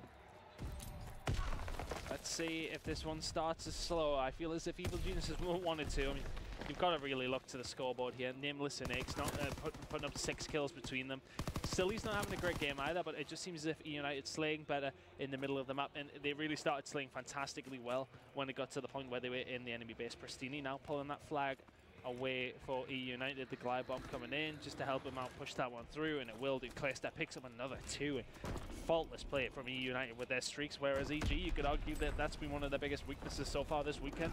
When I've seen them, they've really, really struggled with using them effectively. They haven't. The rest of the streaks coming through. EG is going to have to spread out, forcing a few of them to stay in spawn as well. E United has control over mid-map, pushing through train. Looking to come up back ramp. E United has full control of this map. They have the lead, and they're just putting themselves in spots to really just put the pressure on Evil Geniuses and keep them in spawn. They're being very annoying, and Evil Geniuses have not found a way to get out of here and start formulating some flag caps. They haven't given them room to breathe. That's the thing. I mean, they have held. They have grabbed them by the throat and held on. This is a real beating. Yeah, real bad beating here. Really good play by E United, showing they are a force on this map. And I think if any other teams who are going to be potentially coming up against these guys, I'd be careful, because I think that this team looked very, very strong on CTF London Docks right now. I mean, once they got going and got themselves set up within the enemies, either fire or within barrels, it's been so hard to get them out. I mean, they've been causing all sorts of problems. You see, this is all they need to do. They need to post up. They're 5-1 up. Why do they need to move past this point? Why do they need? Why do they need to? They're waiting on the kills coming in, so then they can move. They're doing the right thing here. They're playing passively. That's all they need to do. Post up on your headies. You know, cover all lanes. The flank comes through, and Pristini takes out Ix and Nameless, and this is gonna. They're gonna get the 4th with Enable, and this is gonna be another flag cap. And he's gonna double up on his streaks on the glide bomb. Because he know where the spawn was coming through. Yep. Fantastic work by Pristini and Co. putting on a clinic here. You capture the flag London Docks, and all the streaks come raining in. And it's hard to watch if you're an EG fan. Nameless, and I mean, Ix hasn't picked up a kill in 2.5 minutes.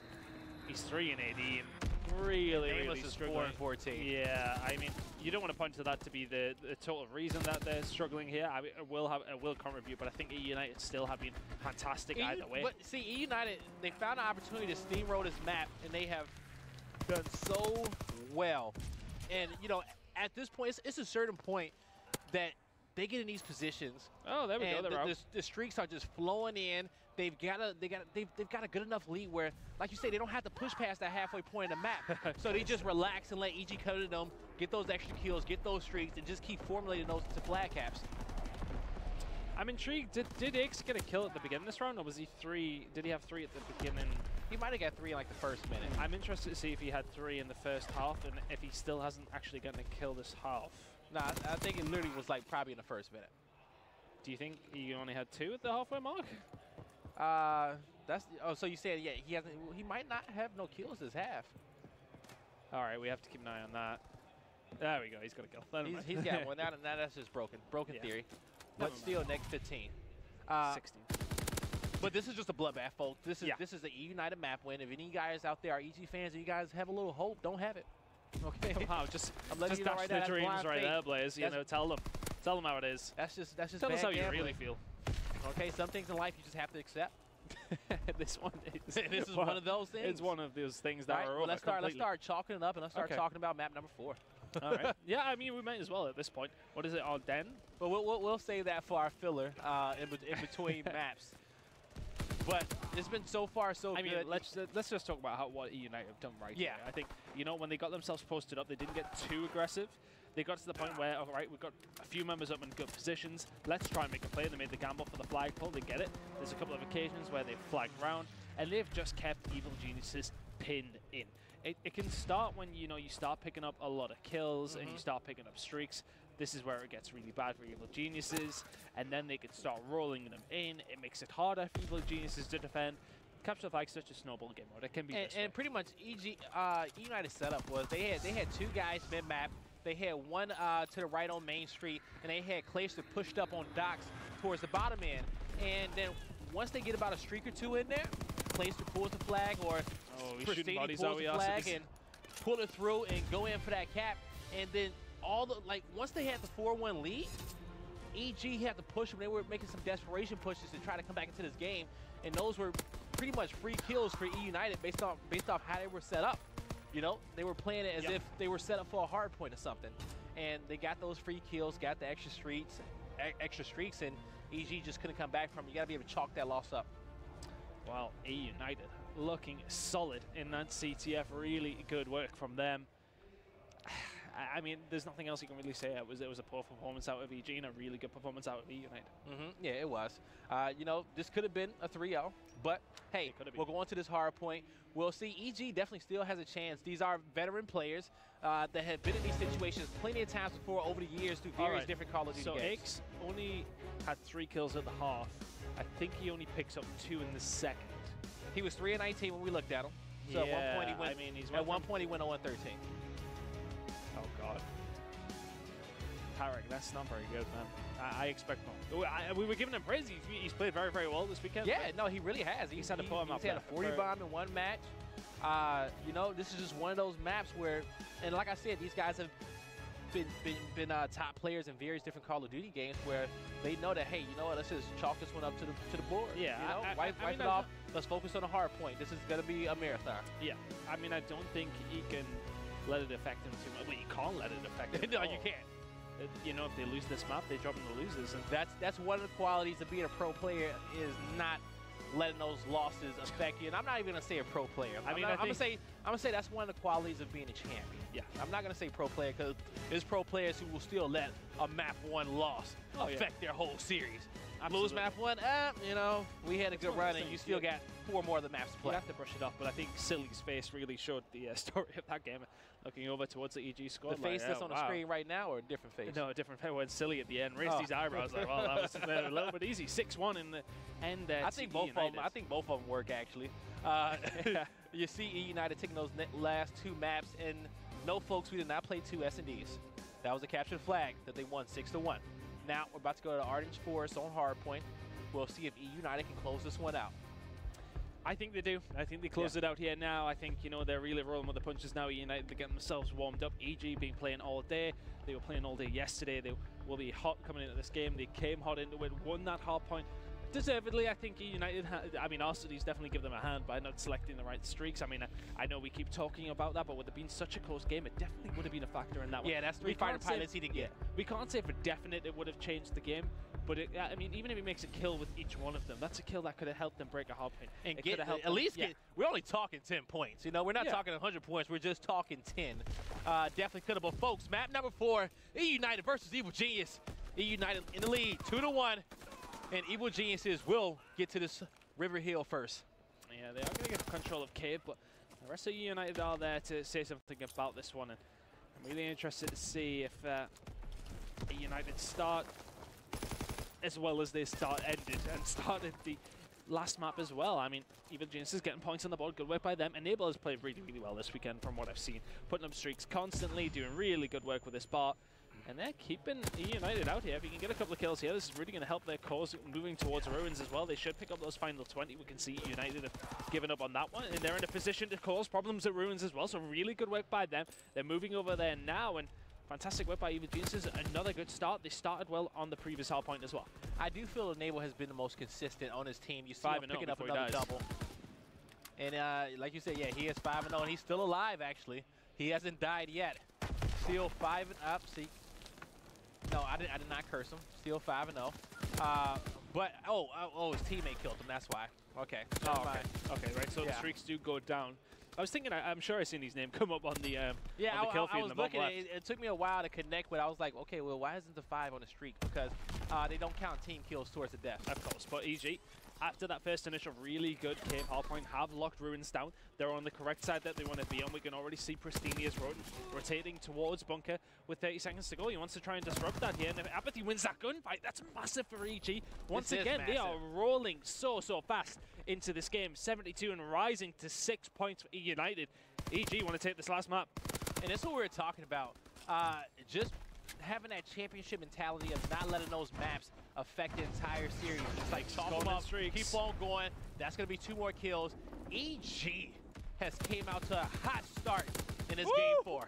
And Nipple is firing as well. Arcades goes down, and EG, I said they are firing here on Ardennes Forest, and you know, Aix is very close to more streaks as well. Gets that mortar eventually by picking up a kill on the map. We said he had a poor map number 3, but really showing up here. Makes the 7th in a row for Aix as well. 103 rising to 6 points for United. EG in total control of map number 4. Aix making up for that capture the flag map where he went pretty much 0-13 at one point, and he gets another kill on an 8 streak. Aix, what you gonna do next? He had already used the glide bomb. He has 2 streaks in hand. He's working towards that second glide bomb as well. Still has the barrage. Still has the fighter pilot. Looking for a kill on Arcades. Oh, he's gonna dodge it. Enable, he gets a double. Oh, sup Enable, you want a mortar strike? There it is. And 2 more kills coming in. I got the mortar strike for you. Yeah, the artillery causing problems. 10 kills in a row for Aix. Can we even go off him at this point? Absolutely not. He's going to get the bridge spawn for his team. Just want to try and control cabin. He's doing it right here. If this continues the way it is, Momo is at home ecstatic that somebody else will join him in the 6-point club. Oh my God, Momo is praying for no more points for United. For a perfect finish for Evil Geniuses. But there's the extra point. Hey, United is not having any of it. 12 kills in a row for Aix now. Really making up for that CTF. E United, what has happened? A fantastic CTF game out of them, and at this moment in time, 150 down. Aix is eventually stopped on 13. What a phenomenal performance so far of him in this map, 150. E United gets some points on the board eventually, but Evil Geniuses. So in my mind, Evil Geniuses pretty much started this map 150-0, and they have to keep this intensity. Looking to get into this East Road. Aix got to pick up a kill. You got E United spawning back bridge. They will get the rest of the scrap time. Already in rotation is Apathy going towards River. It just seems as if Evil Geniuses are rolling confident right now as we move towards Cave as well. They're there. They're getting the rotations where they need to, and if United are rotating early, it doesn't matter because Evil Geniuses have got 1 player to make it there. I think when you look back at a kill that maybe made this streak what it is, was probably Apathy's rotation towards Bunker when he went early. We seen, I think it was Cilia Pristini rotated extremely early towards Bunker. Apathy makes the kill there, and the rest of the team still have control of Ruins to get all those points, and they set up well for Bunker. Do not let United get more than 1 point there. We moved over to East Road where United eventually made some more points up, but in the end, I mean, Evil Geniuses still have over a 100-point lead here, Blaze.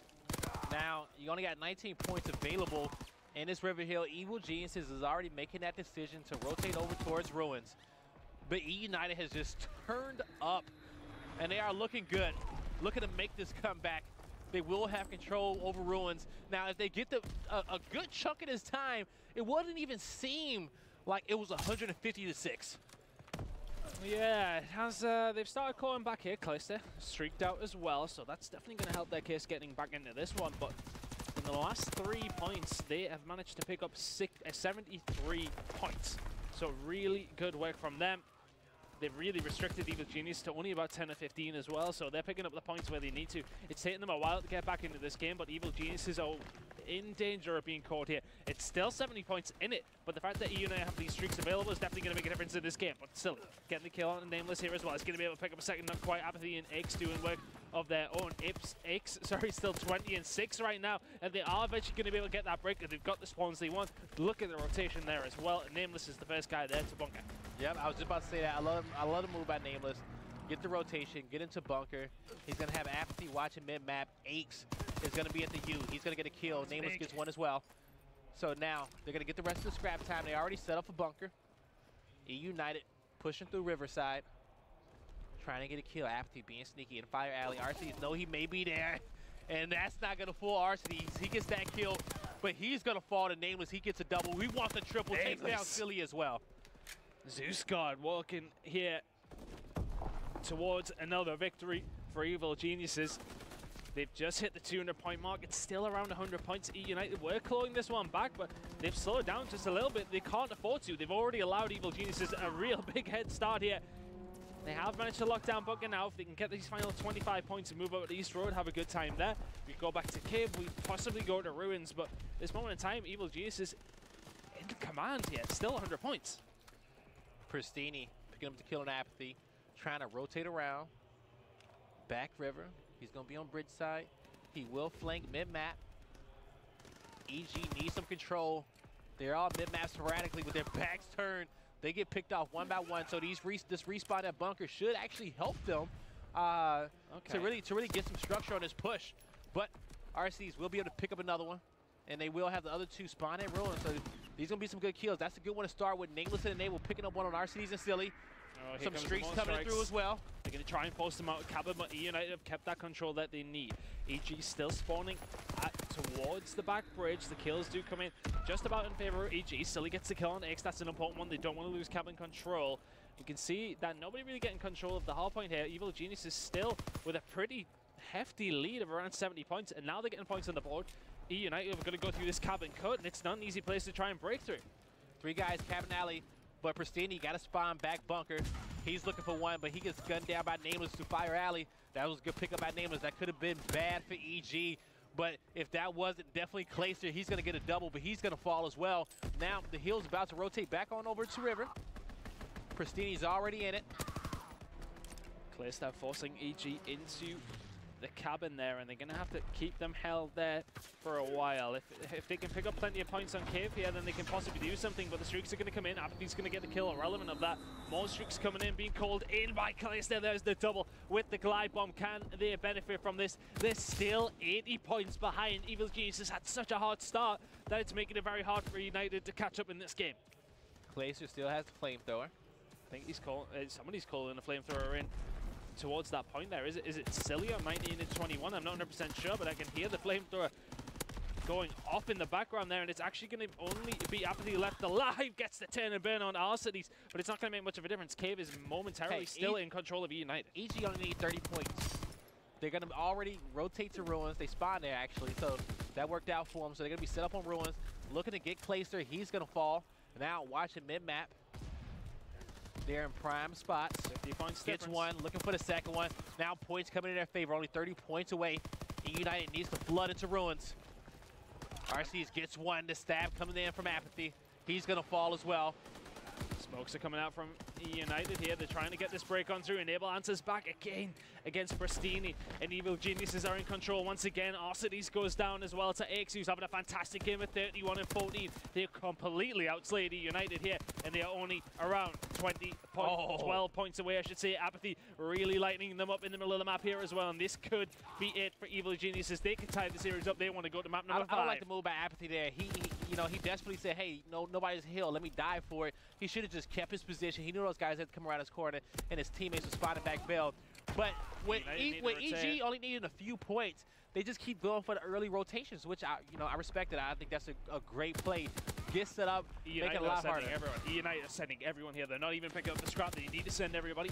EG only need 10 more points, and they're locked in at bunker. Look at the spawn. It's all down to Pristini to try and do something against a couple of members of Evil Genius. It's not going to happen. United are nowhere near. This is the game here, players.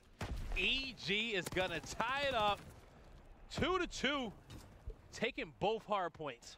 Wow, I mean, I really didn't expect it. Honestly, I still think United, in that first map, we'll talk about it more later, but it's still a point that we are just magnifying the mistake of selecting that UAV over the fighter pilot. And as this series keeps moving and moving on, it is gonna magnify just for the fact that they lost that map by 10 points, and that was 3 fighter strikes he could have had.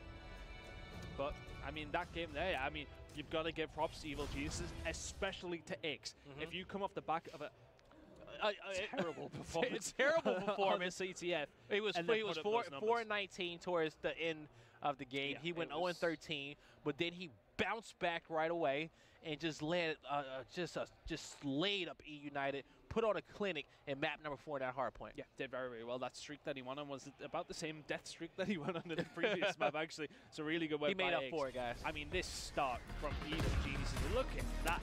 Over 120 points. What was it, 130 at one point? It was 150-6. Yeah, I mean, they nearly came back into it. United around...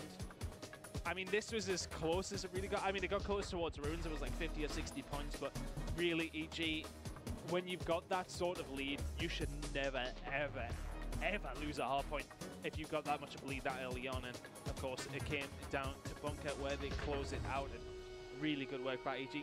The thing is, if you got that much of a lead, when it gets to the money hills, those ones that are really hard to break down, you can say, well, screw it. Why even messing around with this previous one? We can just rotate early, get a solid setup. We've got so much time to set up here. Yeah, and with that setup, that's going to get you the few points that you need. It's so hard for United to break it because they've got such a great setup. But looking to bunker is where EG really did prevail. Surprisingly, United getting 95 points. Well, that 95 came in the second half rotations. Because the first half rotations, I think they got like 2 points. They got 2 points off the hill on the first half of rotation or something around that number. And then EG just put on the clinic for the rest of the map. But they get both hard points. It's going to come down to this S&D on USS Texas, folks. Don't go anywhere. When we come back, we have Game 5, EG versus E United. We'll see you guys soon.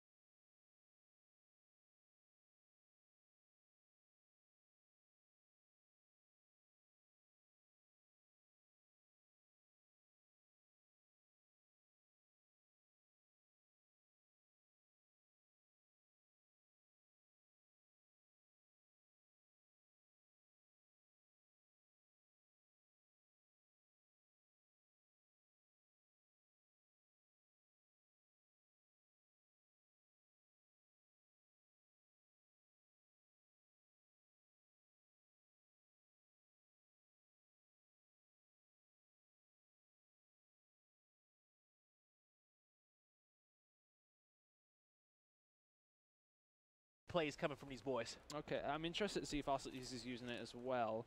It wouldn't surprise me. Sometimes we do see teams, no, okay, no. Sometimes we do see teams use two snipers on this map, yeah. But Clay's only occasionally. In this matchup, he's been the hottest, Kobe. That's a good grenade. Oh, that looked like it was lined up. So far in this matchup, in the last S&D, Clayster was the one who was just going off, just catching headshot after headshot. So, how does he get through there? How does he get all the way through mid-map and get those 2 kills? That is an oversight by Evil Geniuses there. But Evil Geniuses do trade back and get 2 of their own. Enable has snipe. Arcees takes down 8. Enable saw him, but he did not shoot, and that was smart because Arcees didn't know he was back there. Yeah, you don't want to give him any more information than he needs. The bomb is down at B. I mean, he could be in a better, worse positions, I should say, but it's going to be a hard round for Enable to clutch it. Yeah, because he's going to have to at least snipe 1, and as soon as he does that, his position will be given up. Now he just needs to push. Silly saw him. Silly's going to back up. Yeah, really good round by United, but you've got to wonder what. I mean, how does Pristini make it through all the way through mid map? Why did they not have any presence there? And how can he just walk straight out the doors and pick up 2 players like that? Yeah, it shouldn't happen that way. No, it absolutely should not happen. Unless Enable's watching it and he missed the snipe shot. I don't know. I mean, I can only theorize it considering we didn't see the POV from EG, but that's a poor one to lose that way. All right, United winning the first offensive side of this map.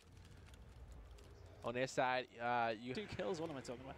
Nameless left alive in a 1 versus 3. A proper English breakfast tea. But yeah, I've only had an English breakfast one time. It's nice. And it was delicious. Yeah, the blood sausage is what got me. But United 3-0 up. Arcees 4. He's 4-0. Will have the bar. No, he does have snipe. Right, no, he doesn't have the bar, but he has scope attached. That's the thing that threw me off. Oh, okay, yeah. So scoped, when you have that attached, it gives you the same benefit as what typically stock would do. You know, in previous Call of Duties, it allows you to strafe quicker with ARs in your hand when aiming down sight. So that's why you would see a lot of players use it when they're using Mountain, because then they can still have that good movement with ARs when they come up close in those gunfights with SMGs. Professor 10, everybody. There you go. On board with Silly. He's going to back out. Bombs in a hand. Looking to get this planted, but he's going to get tagged up, getting pushed by Aches. How is he trying to win that gunfight, but they will get the bullets through the wall to clean him up. Arcees is trying to flank. Hasn't been noticed yet. Now this could be worse. He does have on Mountain. Arcees in a great position. Sees 1, sees 2. Is he going to be able to get the 3rd as well? Aches isn't even going to peek it, but this is a much better situation than the 1 versus 4 he was in a second ago. They do have eyes on him. They know exactly where he is. They know he has to grab that bomb as well. Apathy trying to rotate around and check for it. He's going to get a call out. He's going to tell Aches, hey, he's on a bomb. Go check it. They need to push him. Actually, the Apathy did not see him. Now they know, but Aches did get the flank. So he did see him. He did call it out. Aches did come on a flank. Okay. So Aches on a 4 streak. He's going to get 100 points off that one. 625. So he's going to be close enough looking towards those streaks. Another round there for Evil Geniuses. Man, who's going to move on to play Team Caliber? 3-2 is United's lead. I mean, it's important to note that neither of these teams are going home. If they lose this game, they will drop in the losers bracket, though. But you want to try and stay in that winners bracket as long as possible. And also at the same time, United, they're already qualified for stage 1. Yeah, I mean, this is bigger for EG. Yeah. They need to be qualifying for stage 1, and they could potentially do it by winning this game. Pristini, though, getting the kill onto Enable. It's now a 2 versus 4 in favor of United. Aimless nearly evens the odds with the kill on the Callisto, but he is loud. Gets the shots on the Silly, just about gets away, though. He is super, super loud, though. Aches goes down as well, and there is the final kill. United with a very quick round in the books. And if you're an United fan, that's exactly what you want. That's Pristini picking up that double at the end. He's going to get one to turn around and comes in with the melee. Put to the front of the forehead. Always going to do you damage. So, United within touching distance of closing this series out now. Can they do it? 4-2 now, 2 rounds away. Arcees 7-2, Pristini 7-4. Callisto hasn't going to kill yet. The twins have been putting in work so far. Gonna miss the snipe on Enable, but Enable not able to trade it off. But Enable did get Pristini. because I was wondering almost for a second, because I knew Enable still, he had, you know, he was still ADS, and yeah, he was still challenging, so he did trade off on those kills, and Clayster was able to pick up one as well. 2 snipers coming out there. Clayster choosing to get the sniper up, clearly having a rough time, and Nameless is suddenly last alive and not in the best spots to do something about this bomb plant. He's going to rush forward, though. He's just going to face check it straight away. He goes for it. Clayster hasn't seen him. The bomb is going to go down. Nameless should be able to make this kill. He's not quite able to do it. E United close it out. They got 1 round away from advancing through. E United just needs to stay focused, and we will have a semifinal of E United versus Team Caliber. Yeah, winner semis is the prize here, and you want to get yourself to that. Nameless trying to give his team some encouragement here. EG has been very resilient in this matchup. They've been very resilient all tournament. Now is the time for them to try to formulate this comeback. It's do or die. It's do or go to the losers bracket. Well, Enable. Let's see if he can manage to get himself a pick here. Clayster does seem as if he's getting onto that bomb site, which will cause problems. The grenade goes in his direction, not going to connect. A very aggressive defense here from E United. They've pushed way, way up the map, especially on B side. Something you don't see quite that often, but they're well pushed up. They maybe expected EG to push this side. Maybe Clayster being there might encourage them to do so. Clayster goes down though. Yep. X manages to take him down. Apathy put a lot of bullets in there though. They're going to be able to push on this A bomb site now, so all the pressure that E United have towards B counts pretty much for nothing. Now, as you say, they're going to let the smoke mature like fine wine and try to see if they can force some nades and force some attention towards this A bomb site. Nameless picks up a kill. Nate behind RCDs, they got the stun, so they know where he is. Ake's looking around the corner, seeing if he can catch him, and he does get him. 5-3 now. EG catching back up in this game, and they need to do it 3 more times in a row to win this series. Z United on game point currently. EG taking it 1 round at a time, and that's exactly what they need to do. They know E United, they don't have any streaks. That may be one of their saving graces. You got Aches at 9-5. He has stepped his game up in the second half of this matchup. Oh, you saw the nade come over the top. That's going to force them both back down. Yeah, it slows them down significantly, and it just allows Evil Geniuses to get a few more feet of control, if you like. The grenade comes in towards B, not going to get any hit markers there. Arcides is going to be spotted by that hit marker, though. Do they know they're going towards B? Do they know there's so many members of United down this side of USS Texas? Clayster watching over them from the back, but he's not able to get much support down here. Nameless gets a kill on Pristini and on Arcides as well. Clayster answers back with the kill on Abbott. Point just has to play time and gets a very, very simple final. He's balding with the amount of stress. He might be losing some. We can get a check after this. It really is a stressful